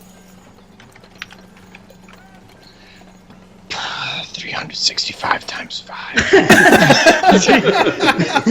Yeah, no, that's not going to fit. I mean, I can like grow food and stuff, and we got 3 people who can hunt. I mean, obviously, there can be certain amounts of foraging done and stuff like that. Yeah. I mean, it's more while you travel down the mountainside itself. You're probably going to need more. Amelia, how long does that take to do? It takes about. Whereas, For me, it takes multiple days. her. Do you know? Usually takes her 2 to 3 days to get down to where there's actually fishable rivers, and she's only about halfway down. So you're probably I'm gonna looking at say- 5 to 6 days. Yeah. A week of rations for each of us. It's 5 weeks rations. All right. Okay, so equals 5 times. 7 times 5 equals times 2. 35. So that's 70 gold's worth. And then that's also, a pound of weight per each one as well. Paulstone, thank you for the host, bud. I don't have a cost thing here, so I'm gonna Do you ask wanna for some data do- about No one's building got a- Tor- wolf skins. Yeah, water. What about torches for light? Possibly. Yep. How many torches do you want? I don't need any. So. I'm copying it to the BattleNet group, guys. Perhaps a lantern instead of a torch. Torch. Torch instead of a torch. We'll get a torch. Down there and get a torch. Aram, thanks for the sub, bud. Resub hype. Hey, thanks, Aaron. Pants off and hit the hype. Torches. We're gonna need some hempen rope. Some serious hempen rope. Yeah. Yeah. All right. How much rope do you want? Alright. Do you want to buy What? Well, hemp rope, I or have do you want 2 to buy ropes silk for rope? myself. 2 30-foot lengths, or They're I mean, a silk rope, it weighs only £5 for 50. Costs you 10 gold, but cuts down on half the weight, which could be a thing. But it's also slippery. Hemp rope is 50 foot for a gold, and it weighs 10 pounds per 50 feet. But it also burns your hands. Slippery or hands burning? Pick one. Well, we get gloves, you know. Oh, yeah, Yeah, we have gloves. things up. We get climbing gloves and stuff in our gear. So you're going to need... you thinking of anything like climbing spikes, grappling hooks? I already got all that stuff. I already have You have a enough for all of Do us? you have enough for everybody? No, Does just everyone for me. need a grappling hook? I'm just asking the question. You tell me if everyone needs a grappling No, hook. That's I don't know not how my to decision. actually climb. I don't know what a grappling hook does. She doesn't even know how air works. Go easy on us. Do multiple people use one grappling hook? I don't know. What's the Well, weight of a you sword? grapple, and then you grapple. Go down, Grappling right? hooks are usually Right. used more for either climbing down short periods or climbing up. But I mean, you're going to be wanting to do the amount of climbing you do. We're talking, tying off rope, using climbing spikes to hammer into the wall to tie off on, and things like that. I mean, we're talking serious mountaineering. Wait, but so this is something that They're all going to 3 or die 4 before they ever fishermen- get below the veil. They're all going to be dead from the fall. Wait, Gore. Sorry. So this is something that people do in Azamir a lot. So aren't there stuff already in the mountains of people who do that more frequently? No, because they generally Or they speaking will pull them undo it. out as they go. They're not, you know what I mean? Got it. Okay. I mean, if you think about how mountaineering sense. works, yeah, you don't leave a million. You don't have a million Yeah. spikes that you just. Come on, literally- Shag. Mount Everest is Just thousands of hundreds spikes of in the wall. thousands of spikes I don't know all what to over do. Mount Everest. One day it just Mountaineering- cracks because it's. My Yeah. Even mountaineering REI did? experience is Tom Cruise from fucking Mission Impossible 2, where Right. he was just free-handing it. It made no sense to me, but I was like, well, Yes, that's man, not near. thanks for the sub, buddy. Well, I've New seen subscriber Cliffhanger, hype. so- Thank you. Too much Take your cliffhanger. pants off. Yeah, I've seen Cliffhanger. I So I have the a hype. lot deeper of an Take understanding. your pants off. I saw that when I was a kid. I don't remember what happens. Yeah. I just know John Lithgow is an evil villain, right? And he gets shot. in the I end. mean, listen, Yeah, I'm not going to exactly. literally count every climbing spike that you use. We're not going that in depth here. But you obviously, how difficult you make this on yourselves is going to depend a lot on what you buy. So, We're gonna buy a bunch of climbing spikes and a Yeah, bunch of rope. I mean, climbing spikes to go around, rope to go around, But how Sounds much like- is to go around, guys? You aren't in the dock. yeah, and bear in I mind, have 2 silk ropes and 10 climbing spikes. right? And as you say, there are other people that do climb down. I mean, Jane's character has climbed down here quite a few times, so she probably knows a particular route. She might have some spikes Oh, that do she's I left know in. the routes? She might have, but it's not. Bear in mind, it's not common for people to do what you're about to do. It's very uncommon for people to do it.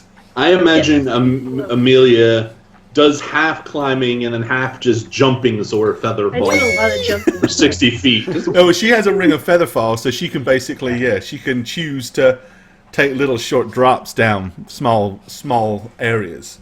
We'll just have her go down with. Well, no, that doesn't make sense with a rope because then the rope will be down. I will be down there, yeah. Doesn't make any sense. We can buy ladders, 10-foot ladders, and just make a shit ton of ladders.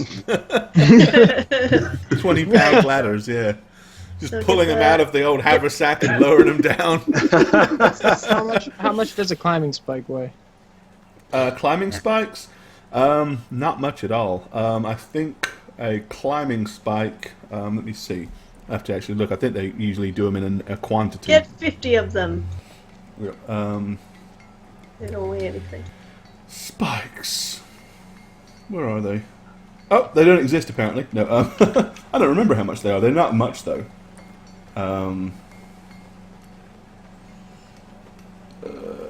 Carbon fiber. Man, I swear one of us is going to die. Yeah, they're before probably like a pound. 5 of them maybe weigh a pound. Something like that. Okay. This is fun. So does Yeah. everybody have a water skin, or are you buying a water skin for everybody?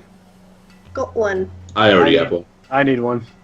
All right. So record your water skins. They're a gold piece each. Okay. I'm assuming So- everyone's going to carry their own water skin. So that's Yeah. A water skin weighs 4 pounds. So, they don't have parachutes up here? Like, No. Like, Can't sure. we just get a And bunch they of would like? be incredibly dangerous to use off the side of a mountain anyway. Just base jump it. Yeah. Ooh, base jump, yeah. Just base jump. Get a squirrel suit. And just fly on down. Hey, if you here's what I'll do. If you guys want to trust Rush to try to make it, we'll do a crafting check for Rush to make one that I'll make privately with chat so that they can see it, and then you can all choose whether you want to take the risk of leaping off the side of a mountain, and A, trust the suit, and B, trust your ability to navigate the suit. Oh, I'm kind of tempted to do that. Man, Just a little bit. Yeah. You go see, big or you go I home. would, but Nick totally would not. It's not Right. He would Yeah. not No, trust neither it Needless at to all. say, I think by the time you hit terminal velocity, the likelihood of a 5th level character surviving this would be next to none if you don't succeed. Oh, it'd be so fun. yeah, no.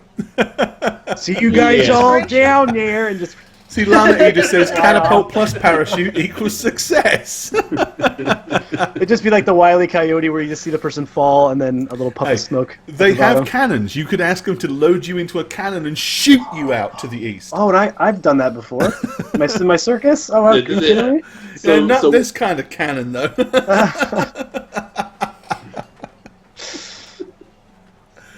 If you're fine with 2/5 of the party dying, that'd be a really cool way to go down, right? There you go. Yeah, just a Danyan ball. And shoot right out. And as Pagan Heart just said, imagine doing this in plate.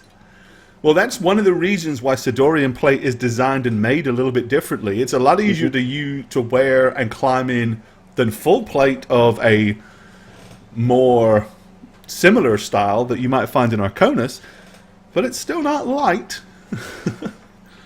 Getting back, we're gonna repair the dirigible and fly back.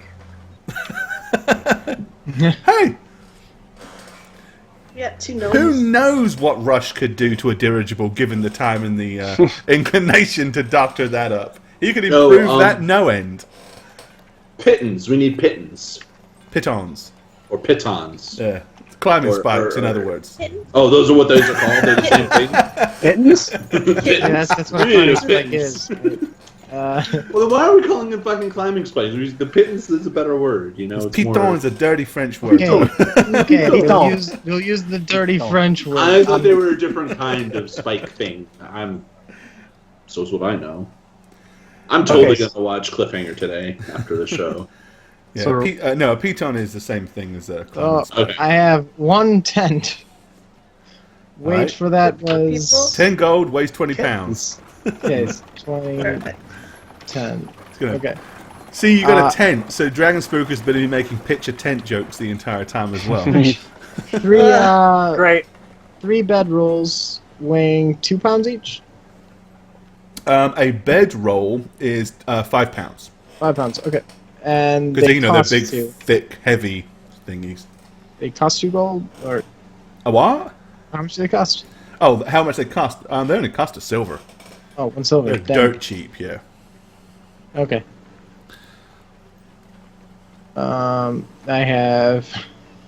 I just mentioned the powdering gun so that it would factor in no price on that. The rations, 35 of them. Right? How That's much are 35 they each? pounds. Or a pound a piece in weight. Okay. And then cost is, They're 2 gold. dang, it's expensive here. That's right. It is, yeah. For anything. Guys, we're funding this in the worst place to... Bloody, yeah. Couldn't this lady have gone missing in Arconis where it's cheaper and would have been Yeah. so much easier? Oh, she crash landed down on the plane that way somewhere. Close to this town. In fact, we don't even need to go rescue her. We know where she is. silk ropes, they're 50 foot in length. Yep. Yeah, they're 10 gold. 10 gold, 10 weigh 5 gold, pounds. And they're 5. And I put down the number 5 as a guess because there's 5 of us. Right. Well, yeah. Nundik has 2, That's Jane has fine. 1. Yeah. So that puts us at 3 that we already have. So then we'd have 8 Uh-huh. total ropes. Gore's thinking, that's not What about enough rope. soap? Anyone need soap? No. That's just not enough rope. What are you thinking? I put down climbing gloves. I don't know, just something to help with that. And I already have my gloves. I don't know how many we actually I need. wouldn't even worry about cost and price of gloves. Just everybody can have gloves. Yay, free gloves. All right. And you no- get some gloves, and you get some gloves. Everybody says that you're evil. I don't get it, Gore. Giving out free gloves. Pittons were 0.2 pound. Actually, they're half a pound a piece. I found them now. They Oh, weigh okay. half a pound each. I guess they're made of iron. They would be heavier than that. Yeah, no, I was thinking that doesn't sound right, but okay, so I'm another random guess. I put 15. I don't know how many climbing spikes we already have. We need put down You're going to need quite a few. 40, 50. 50. 50. Okay. Sure. Yep. Um, Sounds good. like grapple hook things. Do we need those at all? Are we experienced enough to know how to use Do them? 4 In more. theory, Yeah, get a couple I more hope grappling that hooks. Amelia actually has got at least several ranks in climbing, to where Four she could be hooks. considered somewhat skillful at it, since it's part of her livelihood. Of course, if she didn't, she just fucked all of Sure. you. I put down a tinderbox because we should probably have some kind of fire starting.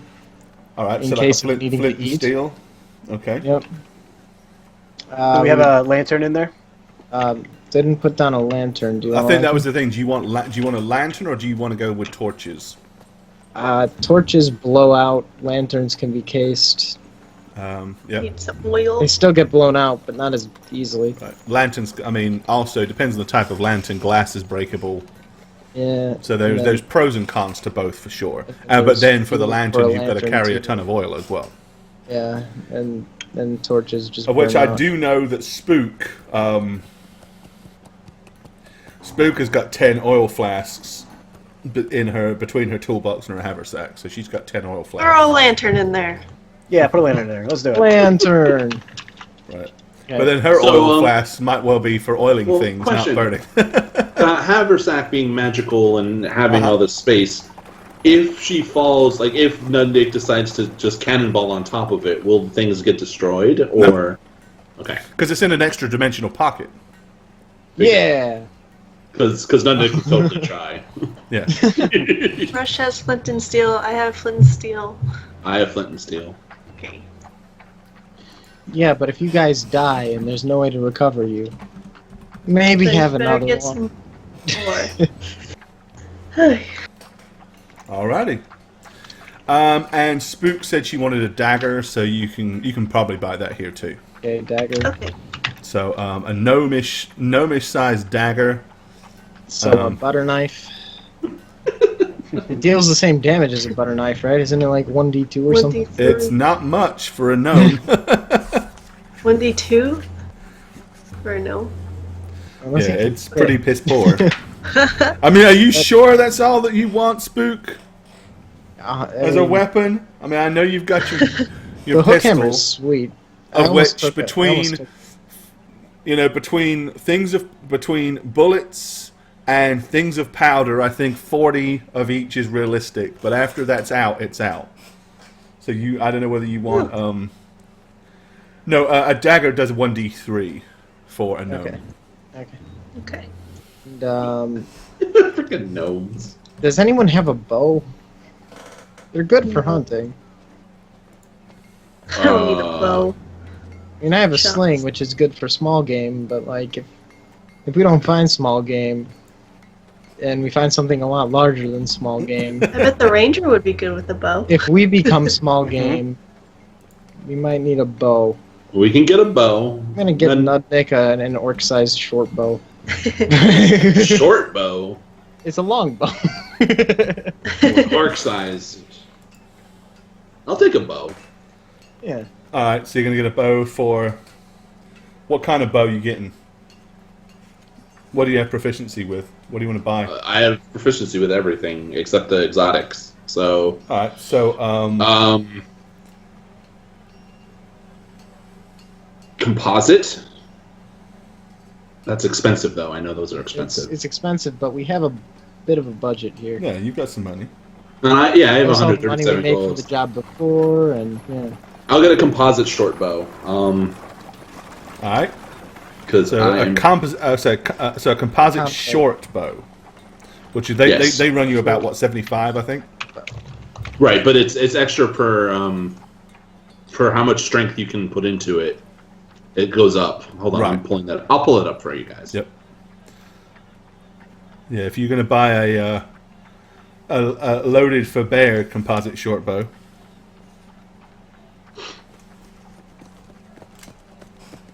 Okay, yeah, keep going. I'll. Yeah. Yeah, that'd be cool. It just makes me think of Conan but like his cameo in Fire and Ice. The more and more I It's picture your basically you character, just I get- add an extra 75 gold pieces worth for each thing, I think. So like one that is capable of allowing a +1 strength costs 150. One that allows a +2 strength is like 225. So what's your strength max? My strength is a +3. So That's it? 225 would get you the max benefit out of it. But if you think that you might be increasing that at any point, you could always edge your bets and go for 300 gold on it for one that could pack +4. Do we have that gold, guys? Or I mean, I it's don't- either we do or we die. So well, I have. I mean, you had 200 gold to spend. I don't know how much of that you've got left. I have not as we spent quite a bit. I have 136 gold pieces, so I can put more, like about half of the 300 if we want to go the full. yeah. We willing to do that or no? Normally, I think so. don't hold with spending a lot of time shopping, but This is the only A, time we're really going to do it. they're right? never going to do it again. And B, it's yeah. more interesting to see what they come up with because it's much more relevant this time than ever. I'd drop my money on it. Okay, so between you and me, we'll spring for it. Right. Okay, And how like- many arrows you buying? Short arrows. 20? One. I have a dart. So yeah, well, hey, we've had a character with one dart before. So 20 arrows are a gold, and they weigh about 3 pounds. Well, I have enough to put, so we can do 40 arrows. I mean, I have enough of that. So, All right. the attack ability for a composite is strength or is it dex? I mean, do you need the finesse To for it hit, or no? To hit, yeah, It's ranged, so it uses dex to hit, but you can use the strength bonus for the damage. for the damage because it's a composite. Yes. Okay, good. So Nundik has 0 gold at the moment. Good times. One arrow on a long piece of elastic. Catch The rats world's and then- first bungee arrow. You just hope that you hit something, because if you don't, it's coming back at you in a pretty angry fashion.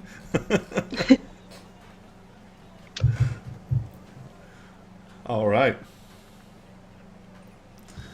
Did we get anything else from Spook? Did she chime in? Anything else? Just hook I me didn't up with see an that. exotic weapon I can use. I never thought about it. I'm a sorcerer. Is it 100 silver and a gold? 10. 10 silver. And All right, guys, you need to pick an exotic weapon for Spook. It's on you. I'm not doing it. Alright. Hook hammer. Right now? She doesn't have Hammer. proficiency with exotic weapons, though. Does she not? Spook does have proficiency with an Think she- exotic weapon, and She that can is the choose- gnomic she- hook hammer. Yeah, she can choose what. Is that what it is? The gnome hook hammer, which is probably the most overpowered weapon if you take the dual fighting feat, because you're just Oh, like, yeah, it's- chum, chum, chum, chum, chum, chum. It's treated as a martial weapon, right? Yep. So I guess she could use it. All right. I'm just checking the macro. Why is it still okay? Anyway. Well, we'll get her. Yeah, the hook hammer. That'll work. Yeah, basically it's like a double weapon. Yeah, it's like a double sword or a what are they All called? right. All right. So they cost 20 gold, and they do 1d6 or 1d4, either bludgeoning or piercing. Cool. But they're really nasty when used for the piercing, because if they do crit on a 20, they do ×4. Oh, wow. But ×4 on a d4, it's still not that bad. No, because you're a gnome. Alright, so you're going to add a gnomish hook. Okay. Right, I'm adding them to her sheet for her so she can. Okay. We can finish off we can fill in all the details for that stuff later. So the flint and steel would cost. I'm assuming its weight is just going to be 1, yeah, or whatever. it's like a gold or something. Silly, they're not 21 expensive. and 1. And then lantern is going to be 1 lantern at the weight. Is it 5 pounds? Something like that. Let's see, lantern. Let's see. Find your lantern for you. Just get some fire starters. Find the fire starter. Alright, so a bullseye lantern is 12 gold, a hooded is 7, and a bullseye weighs 3, and a hooded weighs 2. I'm assuming you know the difference to what they do, right? The difference between a hooded and a bullseye. Yeah, it was just a lot Yeah. fast, and I was working on another part of the. No problemo. So if I can get that really Alrighty. Okay. Lovely. I think we're good. You good? You're Pagan. fine. I got you, Pagan Heart. To die. Sanka, you did? Okay. Alright. Okie dokie. So you have acquired all of your possessions, handed off whatever, and watched Rush systematically lower stuff into the backpack and like just keeps going and going and going and going. Alrighty. Yeah, it's up to you guys. What do you want to do? You want to sleep the night and rest up and then go in the morning, or are you anxious to start climbing?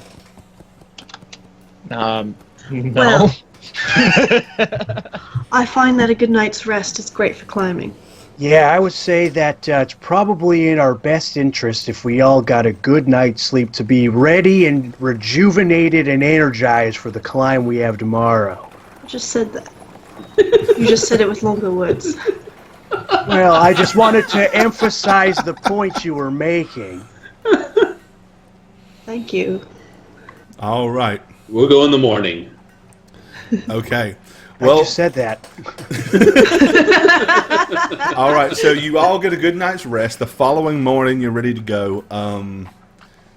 Anything else? Last minute things you want to do in the city of Azamai before leaving? Taking a couple of my little plants that I've been growing in the little jars, and Yeah, I'm little just special bottling them plants. up, putting them in my big old backpack. Alrighty. Okay.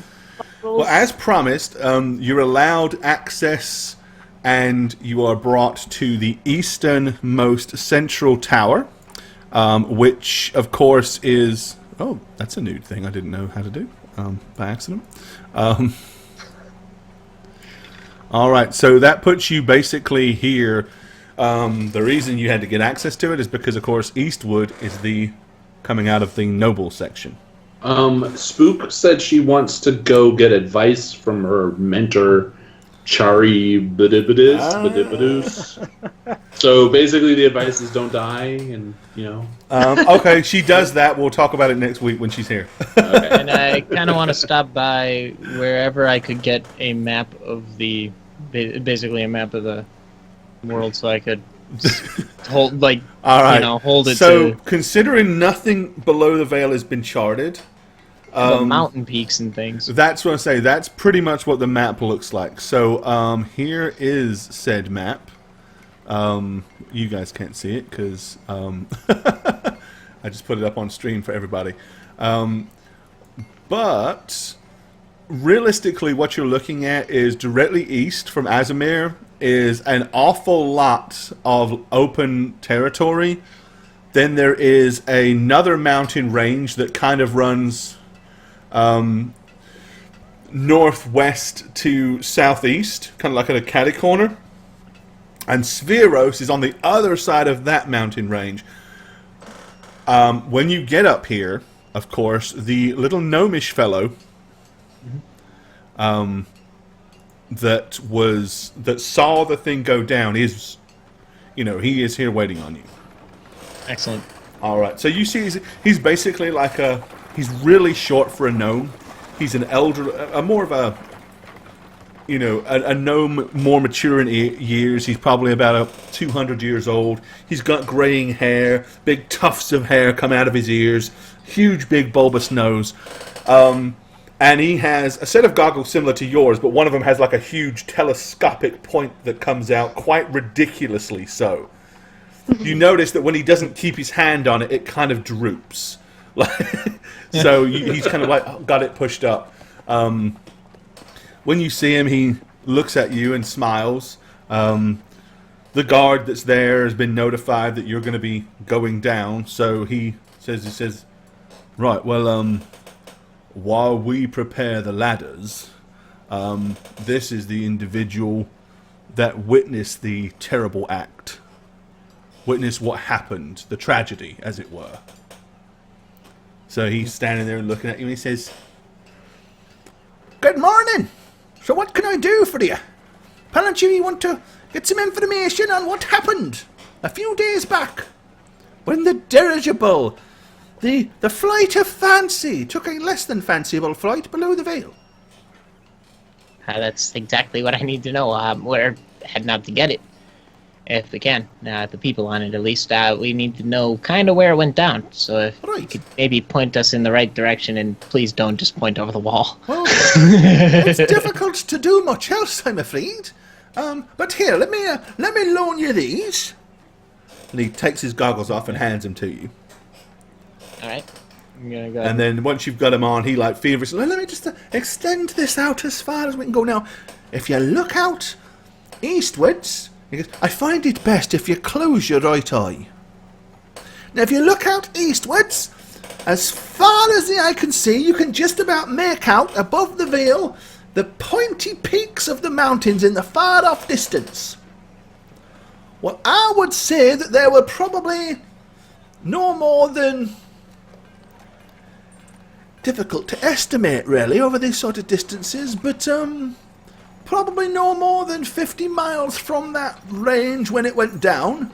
So, you're probably talking about maybe 100 or so miles in an eastwardly direction across terrain to find where the dirigible went down, give or take 15 or 20 miles.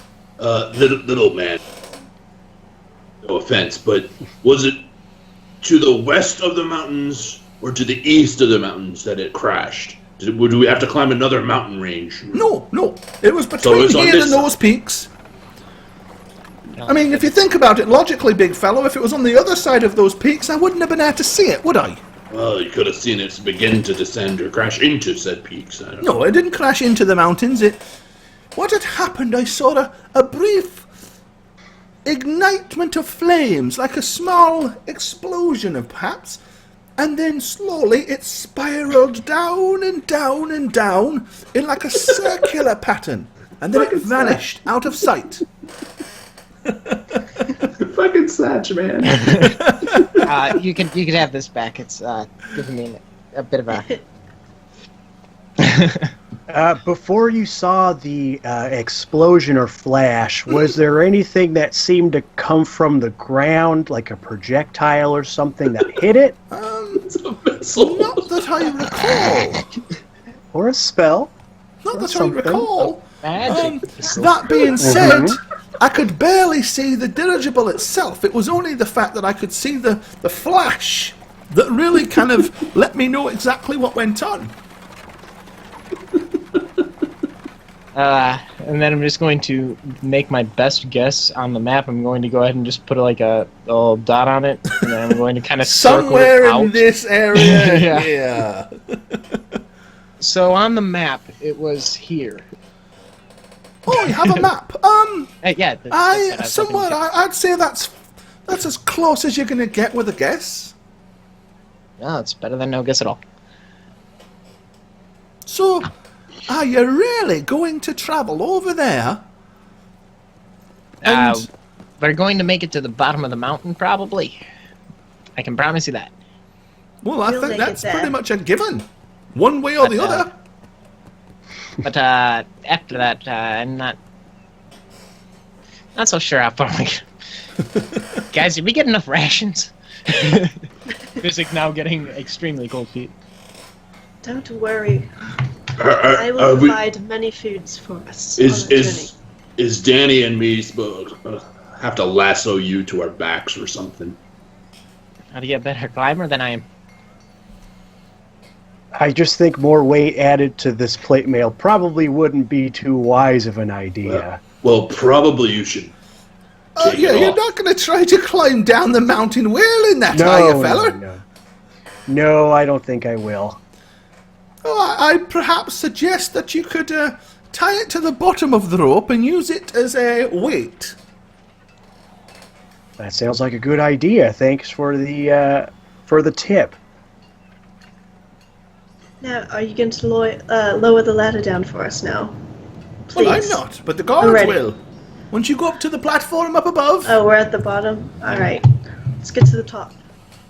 All right, so you Itching to go ascend now. the stairs, round and round and round. When you get to the top of the tall tower on the wall, there's a huge, big kind of wooden balcony that extends out.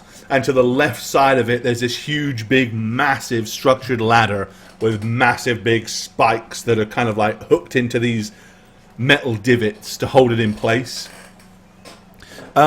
It's about, 100-foot climb down the ladder to the edge of the plateau. Where the walls are, you have probably about 20 feet of actual space before you start going down. So you got like a 20-foot balcony there. Morning, Pete. Say that again. So, good morning, Pete. Good morning, Pete. That's his name. Sure. I'm sure I know. I'm sure I know. him. Let's get this wall boss over with, please. 'Cause- Yeah, Yeah, you probably that's- don't know these guards just because Yeah, this is you're- the you're used to eastern. the This other is side. the you're Oh, on we're on the other side. Yeah. Damn it. Yeah, that's You're going Kind of why down the I'm kind of noble side. That's apprehensive. why, because that's to the east. That's why they had to kind of grant you Good access morning, to it. stranger.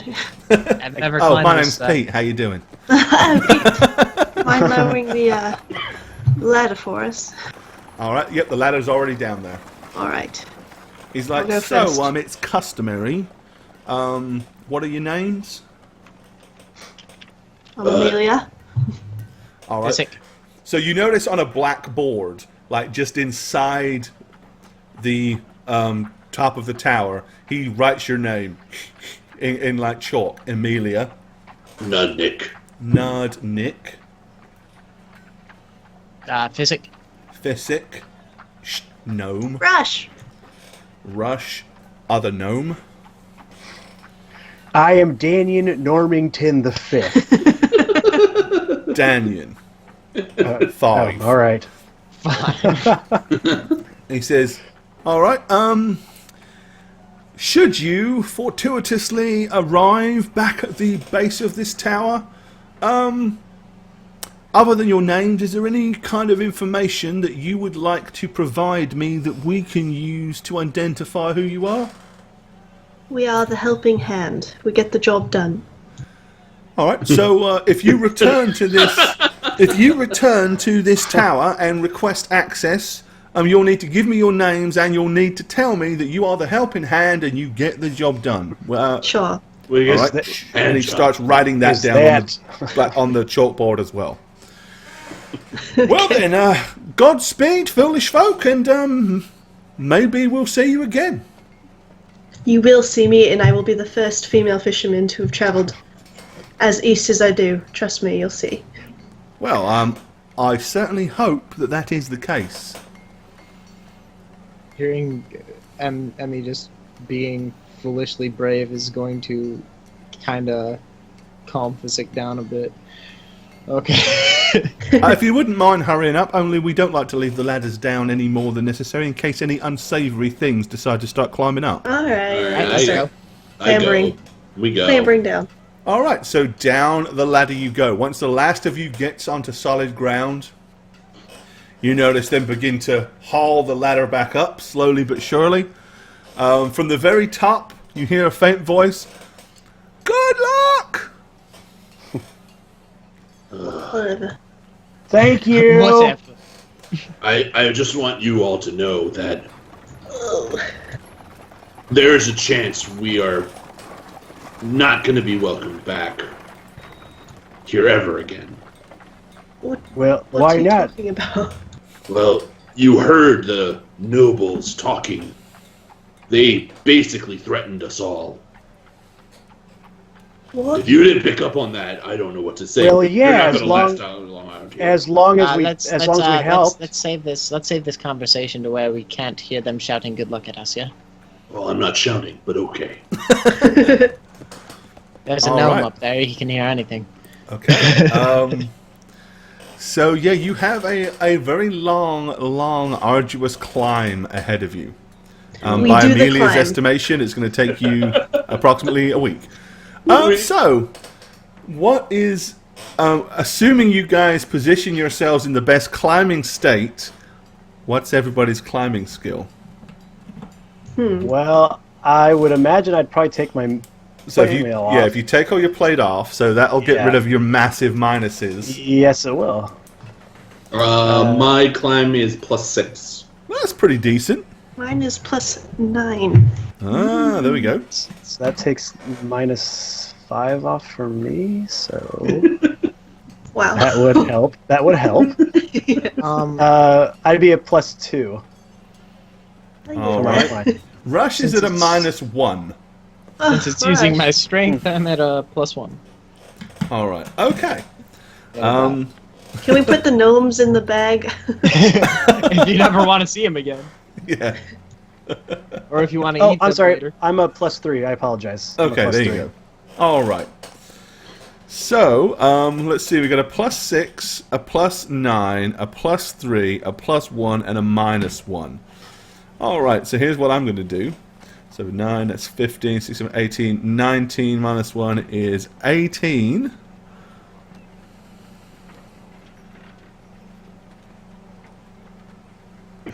So that's about an average of 4-ish per person, which is less than 5. So, yeah. All right. So we're not gonna drag this part out because we could easily drag out a mountain climb a very long time. I think Exciting. chat wants to see us fail Yeah, the duck let's- climb. Well, really here's the die. thing. What I decided without knowing what you guys had, after saying to you guys, there's going to be a lot of climbing involved. Okay. Oh, God. So there's a big wall. This is a map that I'm putting here, not because I'm going to put tokens on it, but just while we're talking about climbing, it looks good and climby. Good and climbing. All right. So what we're going to do, you're going to collectively make your dice rolls as an average, because there's what, a climber can tell you pretty much is you're kind of working as a team here. So people's strengths are going to help offset people's weaknesses, but at the end of the day, your average climb, as I said, it's averaging to be rounded up to +4. So each day, you're going to make a climb roll. The DC is going to be 15, and you're going to have a +4. So a success means no incidences at all happen on that day. A failure, well, just to see how bad you fail. And I think it's only fair that you should all take a turn at rolling the dice for it, so that you don't all put the burden of Can we get success me out of the or way failure. because history? Yes, let's do Day one. Shagget first, because that's the furthest to fall if he fails. So there's Also- some Wow. logic to that. But I bet on. Oh wait, Shagget. I take that back. I want to do the last roll. I bet on Shagget. You're going first. Alrighty. You know what? Oh. Let's just go down the line by virtue Okay. of positions. Unless people really don't want to. In which Let's case, do it. All right, Danyan, Well, really, D20 it plus just said 4 for the +4, first yeah. day. Okay. Roll 1d20 plus 4. Come on! Ooh, 14. Okay. That's close. All right. So I slipped maybe. on my little chart here, we have a failure rate of 1. Alrighty. Basically, nobody has anything too catastrophic, but you all receive 1 point of bumps and bruises and scrapes. So really, nothing that bad. Okay. You tie yourselves off to rest the next night, or find a little claw place that you can secure yourselves away, and wake up and travel the second day, which Amelia will be rolling. Come on, bro. You can do it. Let me go. Please, someone roll a 1. 13. 13. Okay. Only slightly worse. Jeez. It's gonna go down and down. Fine. Alrighty. If we're lucky, it'll only go down by 1. All right. It was a rough day. Everybody received 7 points of damage total, collective bumps, knocks, and bruises. You would have had your point from yesterday returned, so you're back to full. So it's 7 points down. Yeah, if you fail by only 1 or 2, it's really not that bad. How's everybody feeling? How's everybody feeling? If it's It's today, really rough. because I'd be preparing Oh, basically I forgot to add heal my fire spells. stuff. I can't do my Not hammer roll really evil. used to Never this, mind. but Oh. I'm feeling okay. Just a little bumped up a bit. You guys are really dragging me down, but it's fine. Yeah, It's I'm all gonna your say fault. I have 4 prepared cure light wound spells. Where's Yay. Rush in all this? Rush is at -7 to health, No, you're Yeah. all at +4. Everyone is doing +4. but health wise, -7 Um, puts down to 19.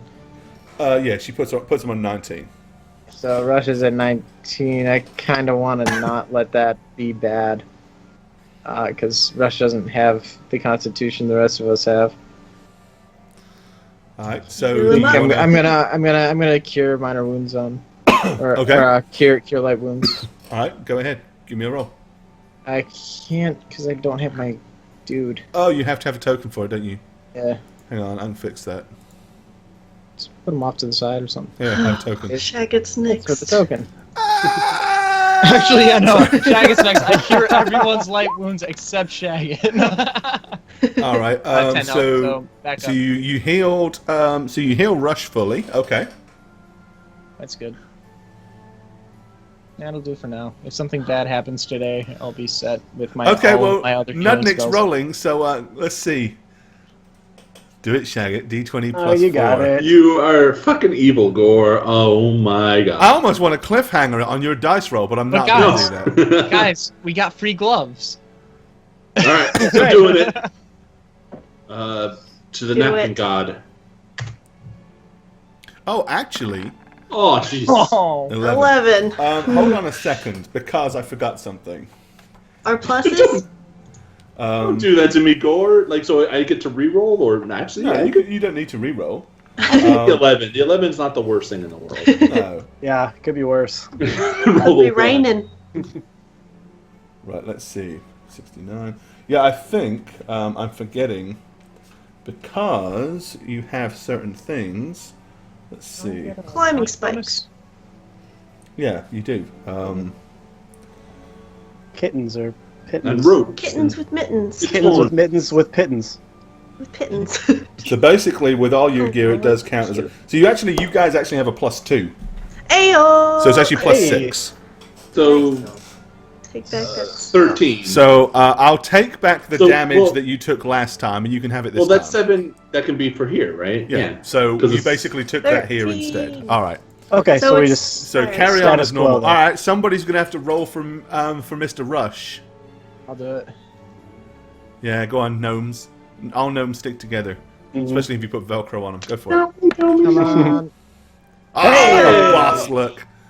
Good job, Okay. Russ. How funny would it be if my first 20 was as not my character? Yeah, it's not you. It was Oh, close. that But by Awesome. volunteering to take that roll, you got a second shot. You got you get 2 shots at a 20. So now it is Physics' turn, Okay. and that's a pass. Yeah. All right, that's 5 days. You got 2 more days to do it. Danyan and Amelia, you're up again. So Danyan, sucked. like a Hey. boss, like a boss. Let's go. Finally, can Amelia kill everybody? Bear in mind, you're, All right, sti- Abby, bring us you're home. still a whole day's worth of climbing off the ground. So, By now, I'm going to move the map. By now, it looks more like this because you guys can see what is below. Stressful.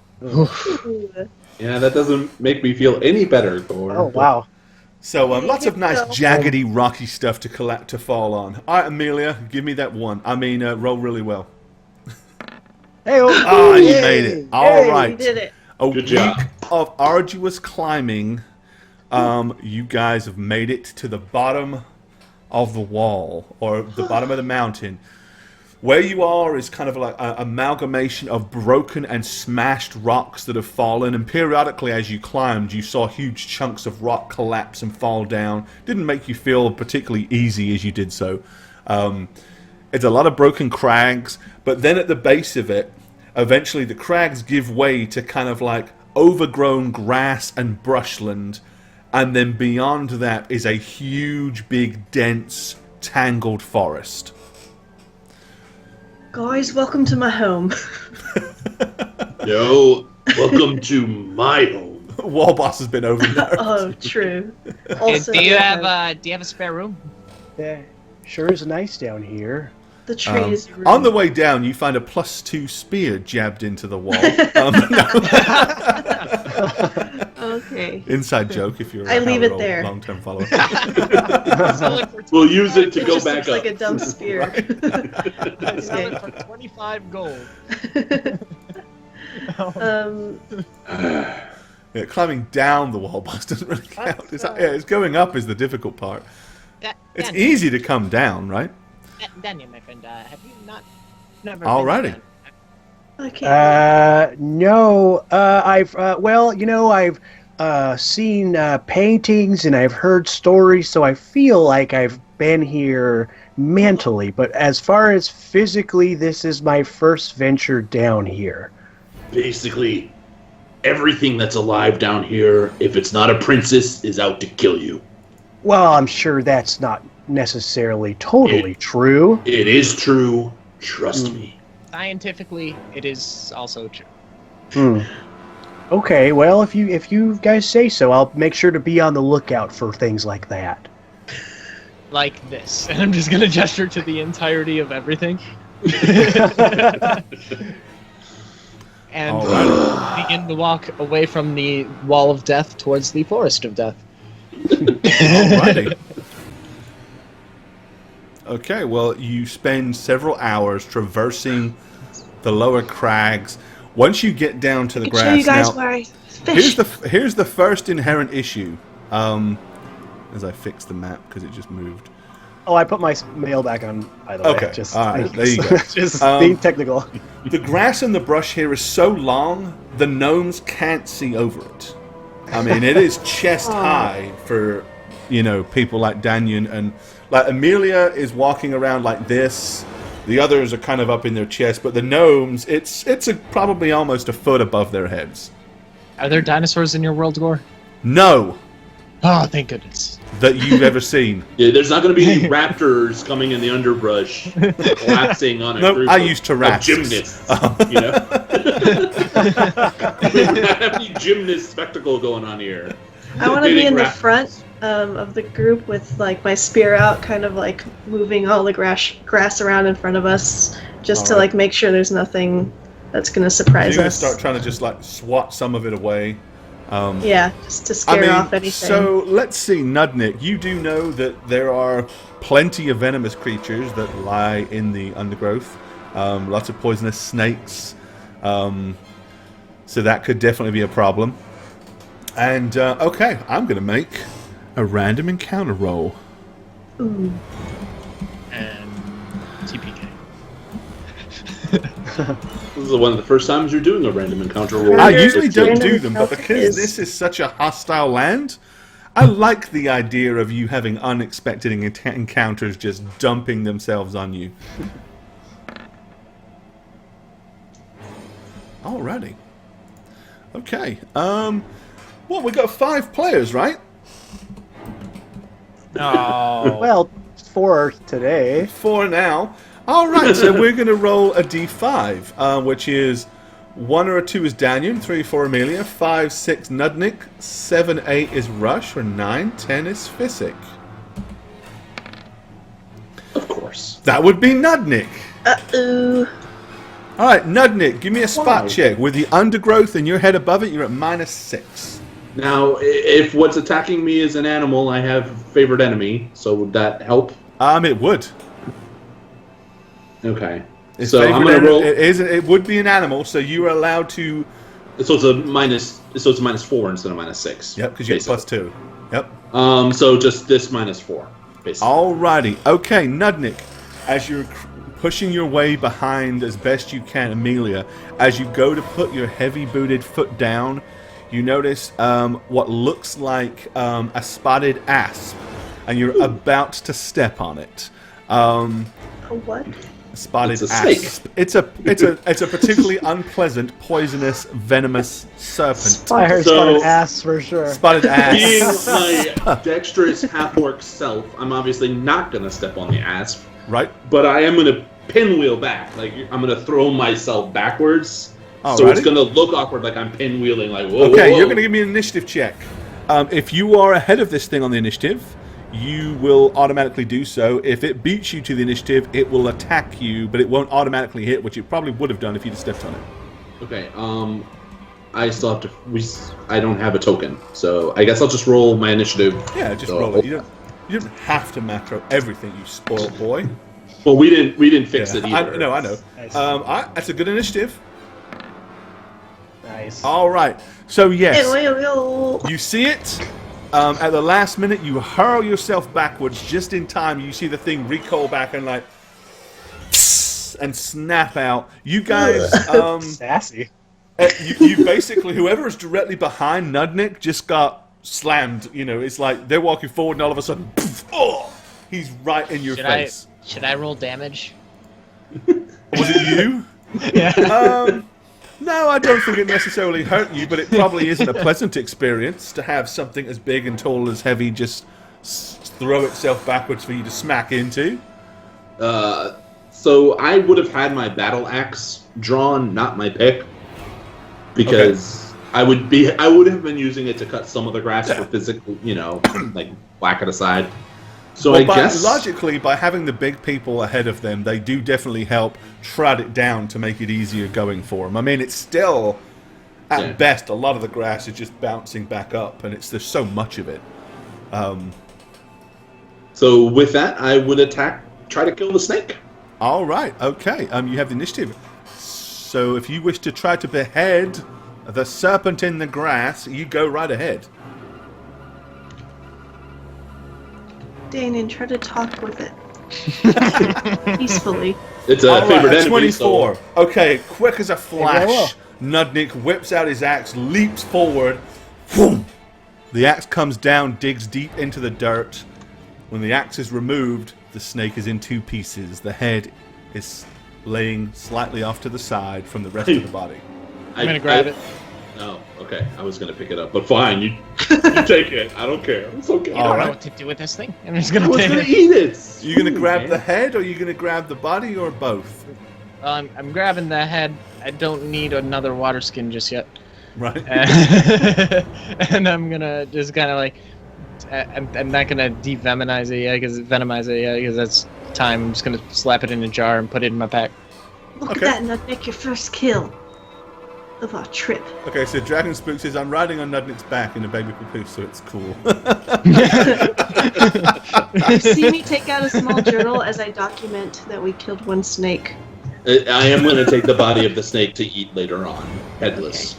So you guys are taking the whole thing, basically, to Yeah. do with as you please later. All right. Okay. You that snake. Dinner. Alrighty. Eventually, you make your way to the edge of the forest. By now, it's pretty late.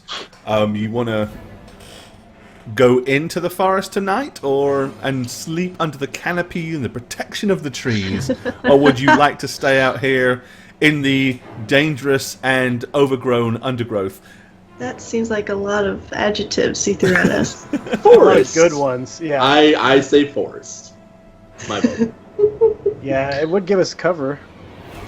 I say the dangerous Grass. I think we should go back to the mountain cliff. Let's go in the forest. All right. So you guys want to make your way into the forest. Alrighty.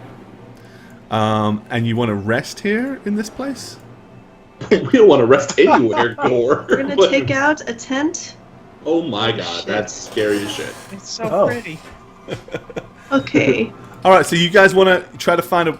Okay, so the first thing is, unless you're willing to cut trees down, you're not getting a tent up in this place. There's there's barely enough room to erect a tent.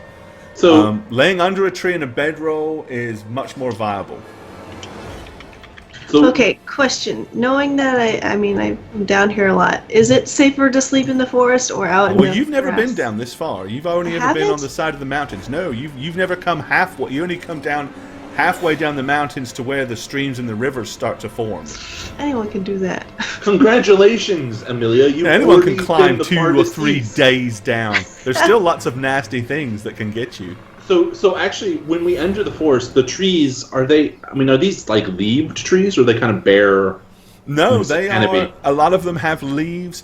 This is the talls. A lot of the trees a lot of them are pretty tall. The biggest problem is there's an awful lot of brush, a lot of vines and stuff like that. But it's dark because once they get tall, the canopy is almost completely solid. And are the branches low enough to climb, or? In most cases, no, not here. What would break? Not without basically going several feet up the trunk first. Okay, well I don't. But I mean, you've got climbing spikes and rope, and grappling hooks. So Nundik, when we get here, Nundik's gonna say, if we set a fire, we eat food.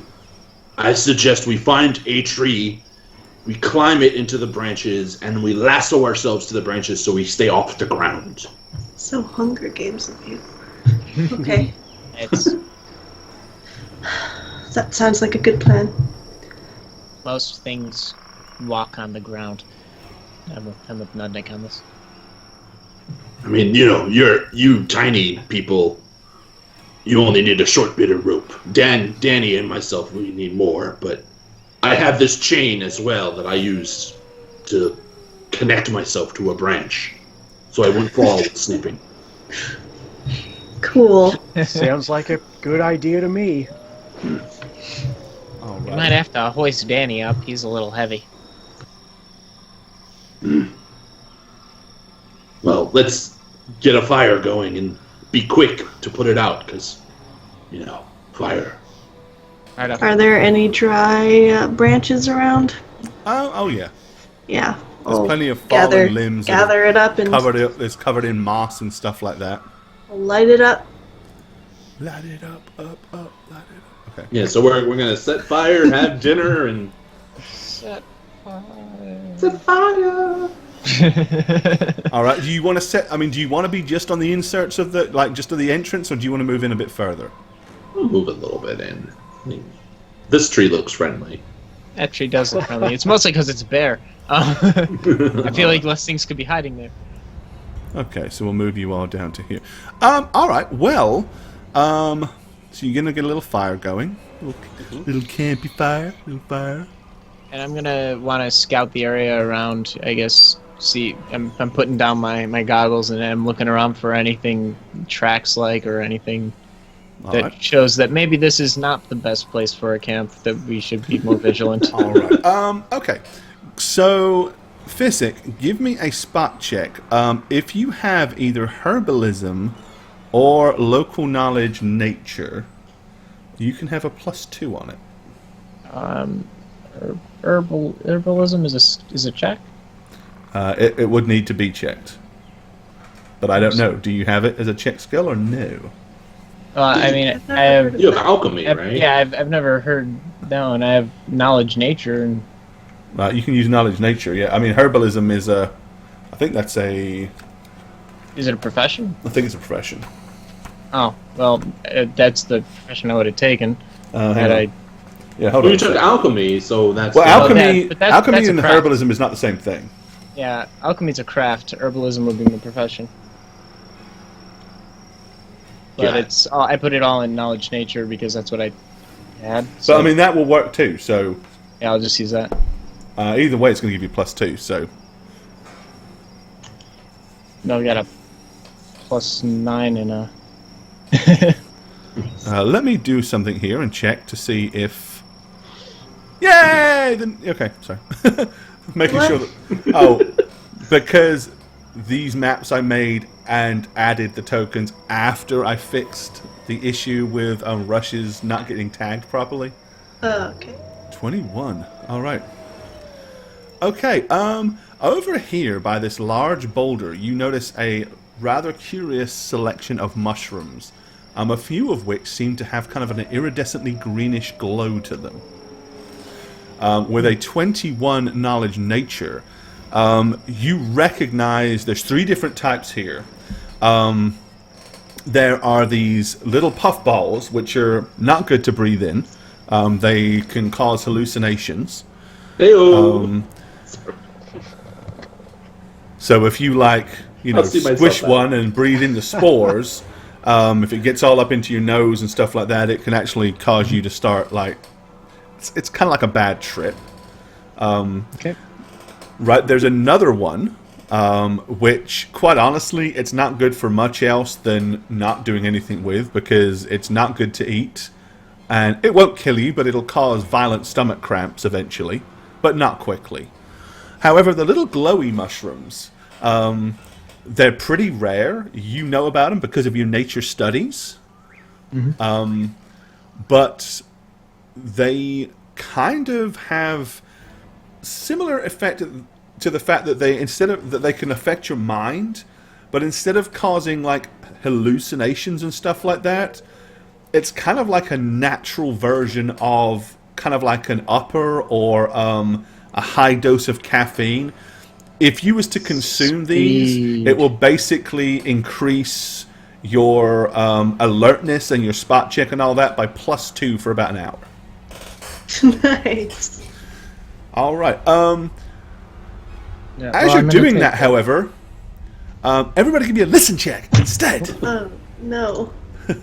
+2 if it's with an animal, but otherwise okay. No animals. No. I hit something that made a refresh by accident while trying to pull myself in towards my desk. Alrighty. And someone throw a hull. Actually, it really doesn't matter because you've definitely heard it. All right. So yeah, what you hear is really not that hard to hear at all. Through the trees and the undergrowth, you can hear. Put the fire out quickly. Something's coming. And it sounds like rather heavy footsteps. As pushing their way through the undergrowth, oh no! You see what appear to be 4 huge things. They're vaguely humanoid, covered in moss and vines, with huge, big, glowing slits where eyes would be. Each one is probably. Their heads are all the way up almost to the canopy, or where the bottoms of the trees are, so they're a good 10 to 12 feet tall. And it's like seeing them, you really don't see them until they're really close, because they blend in so perfectly with natural camouflage. But because of their size, it's the twigs and all that stuff snapping that gives way to the fact that you realize that they're ascending on you. You're aware that the sound is coming from all sides, and by the time you're able to see them, what you see first is just 4 sets of huge, big, glowing yellow eyes slowly moving in towards you at about 11-foot high point, just slightly below the trees. At first, they almost look like dancing fireflies until you realize that the 2 are moving in unison, and then behind those eyes, these huge, big, massive shapes can be seen. And you know what that means. That means it shows it's up. Time to stop it for the night. I wanna. Oh no. So there we go. End of the show my. for this evening. Well met. I'm Gorbad, the Dungeon Master here on How We Roll, as well as the author of thedmsblog.com, where you can find lots of fun and interesting articles for both Dungeon Masters and players alike. If you'd like to keep up with the show, follow us on Twitter at HowWeRoll. Check out our website, www.howweroll.com. And for our past campaigns and for some fun bonus content, follow us on YouTube at, you've guessed it, How We Roll. We hope to see you all again real soon. Cheers, guys. Oh. Hello. Must have missed you there. I'm Satchmo. Here on How We Roll, I play Physic, the not-so-happy little gnome druid. He's so angry, you know. Anyways, if you'd like to follow me elsewhere, I'm Satchmo just about everywhere. So if you want to follow me on Twitch or Twitter, Satchmo's the key to that. Well, it looks like we're about out of time here today, so from all of us here at the studio, Cuthbert bless, and a happy Penny. Hey guys, Shaggot here, and I played Nudnik Lumad, Half-Orc Ranger for How We Roll. You can follow me on Twitter at eneb_convos, where I occasionally tweet things. And that's how air works. What a good story. And I also hope you enjoyed today's story on How We Roll. I'm Jane, and I played Amelia Page, the human rogue. If you want to follow me on social media, I do have a Twitter, and it is Jane on Twitch with a 0, not no. That's all I have to say, so peace suckers, bye! What's up, you guys? I am the Snuggler, and of course, I play on How We Roll Dadiated Norbig Tid the Fifth, the ex-circus man turned paladin trying to bring happiness and wellness back to the Calmid folk. If you want to follow me on Twitter, not quite sure why you would, but if you did, you can find me at MattySweetTweet. And that's pretty much it. Thank you so much for watching, you guys. Until next time. Hey guys, I am the Dragon Spooker, and for you and How We Roll this time, I'm playing Rush Brinkery, the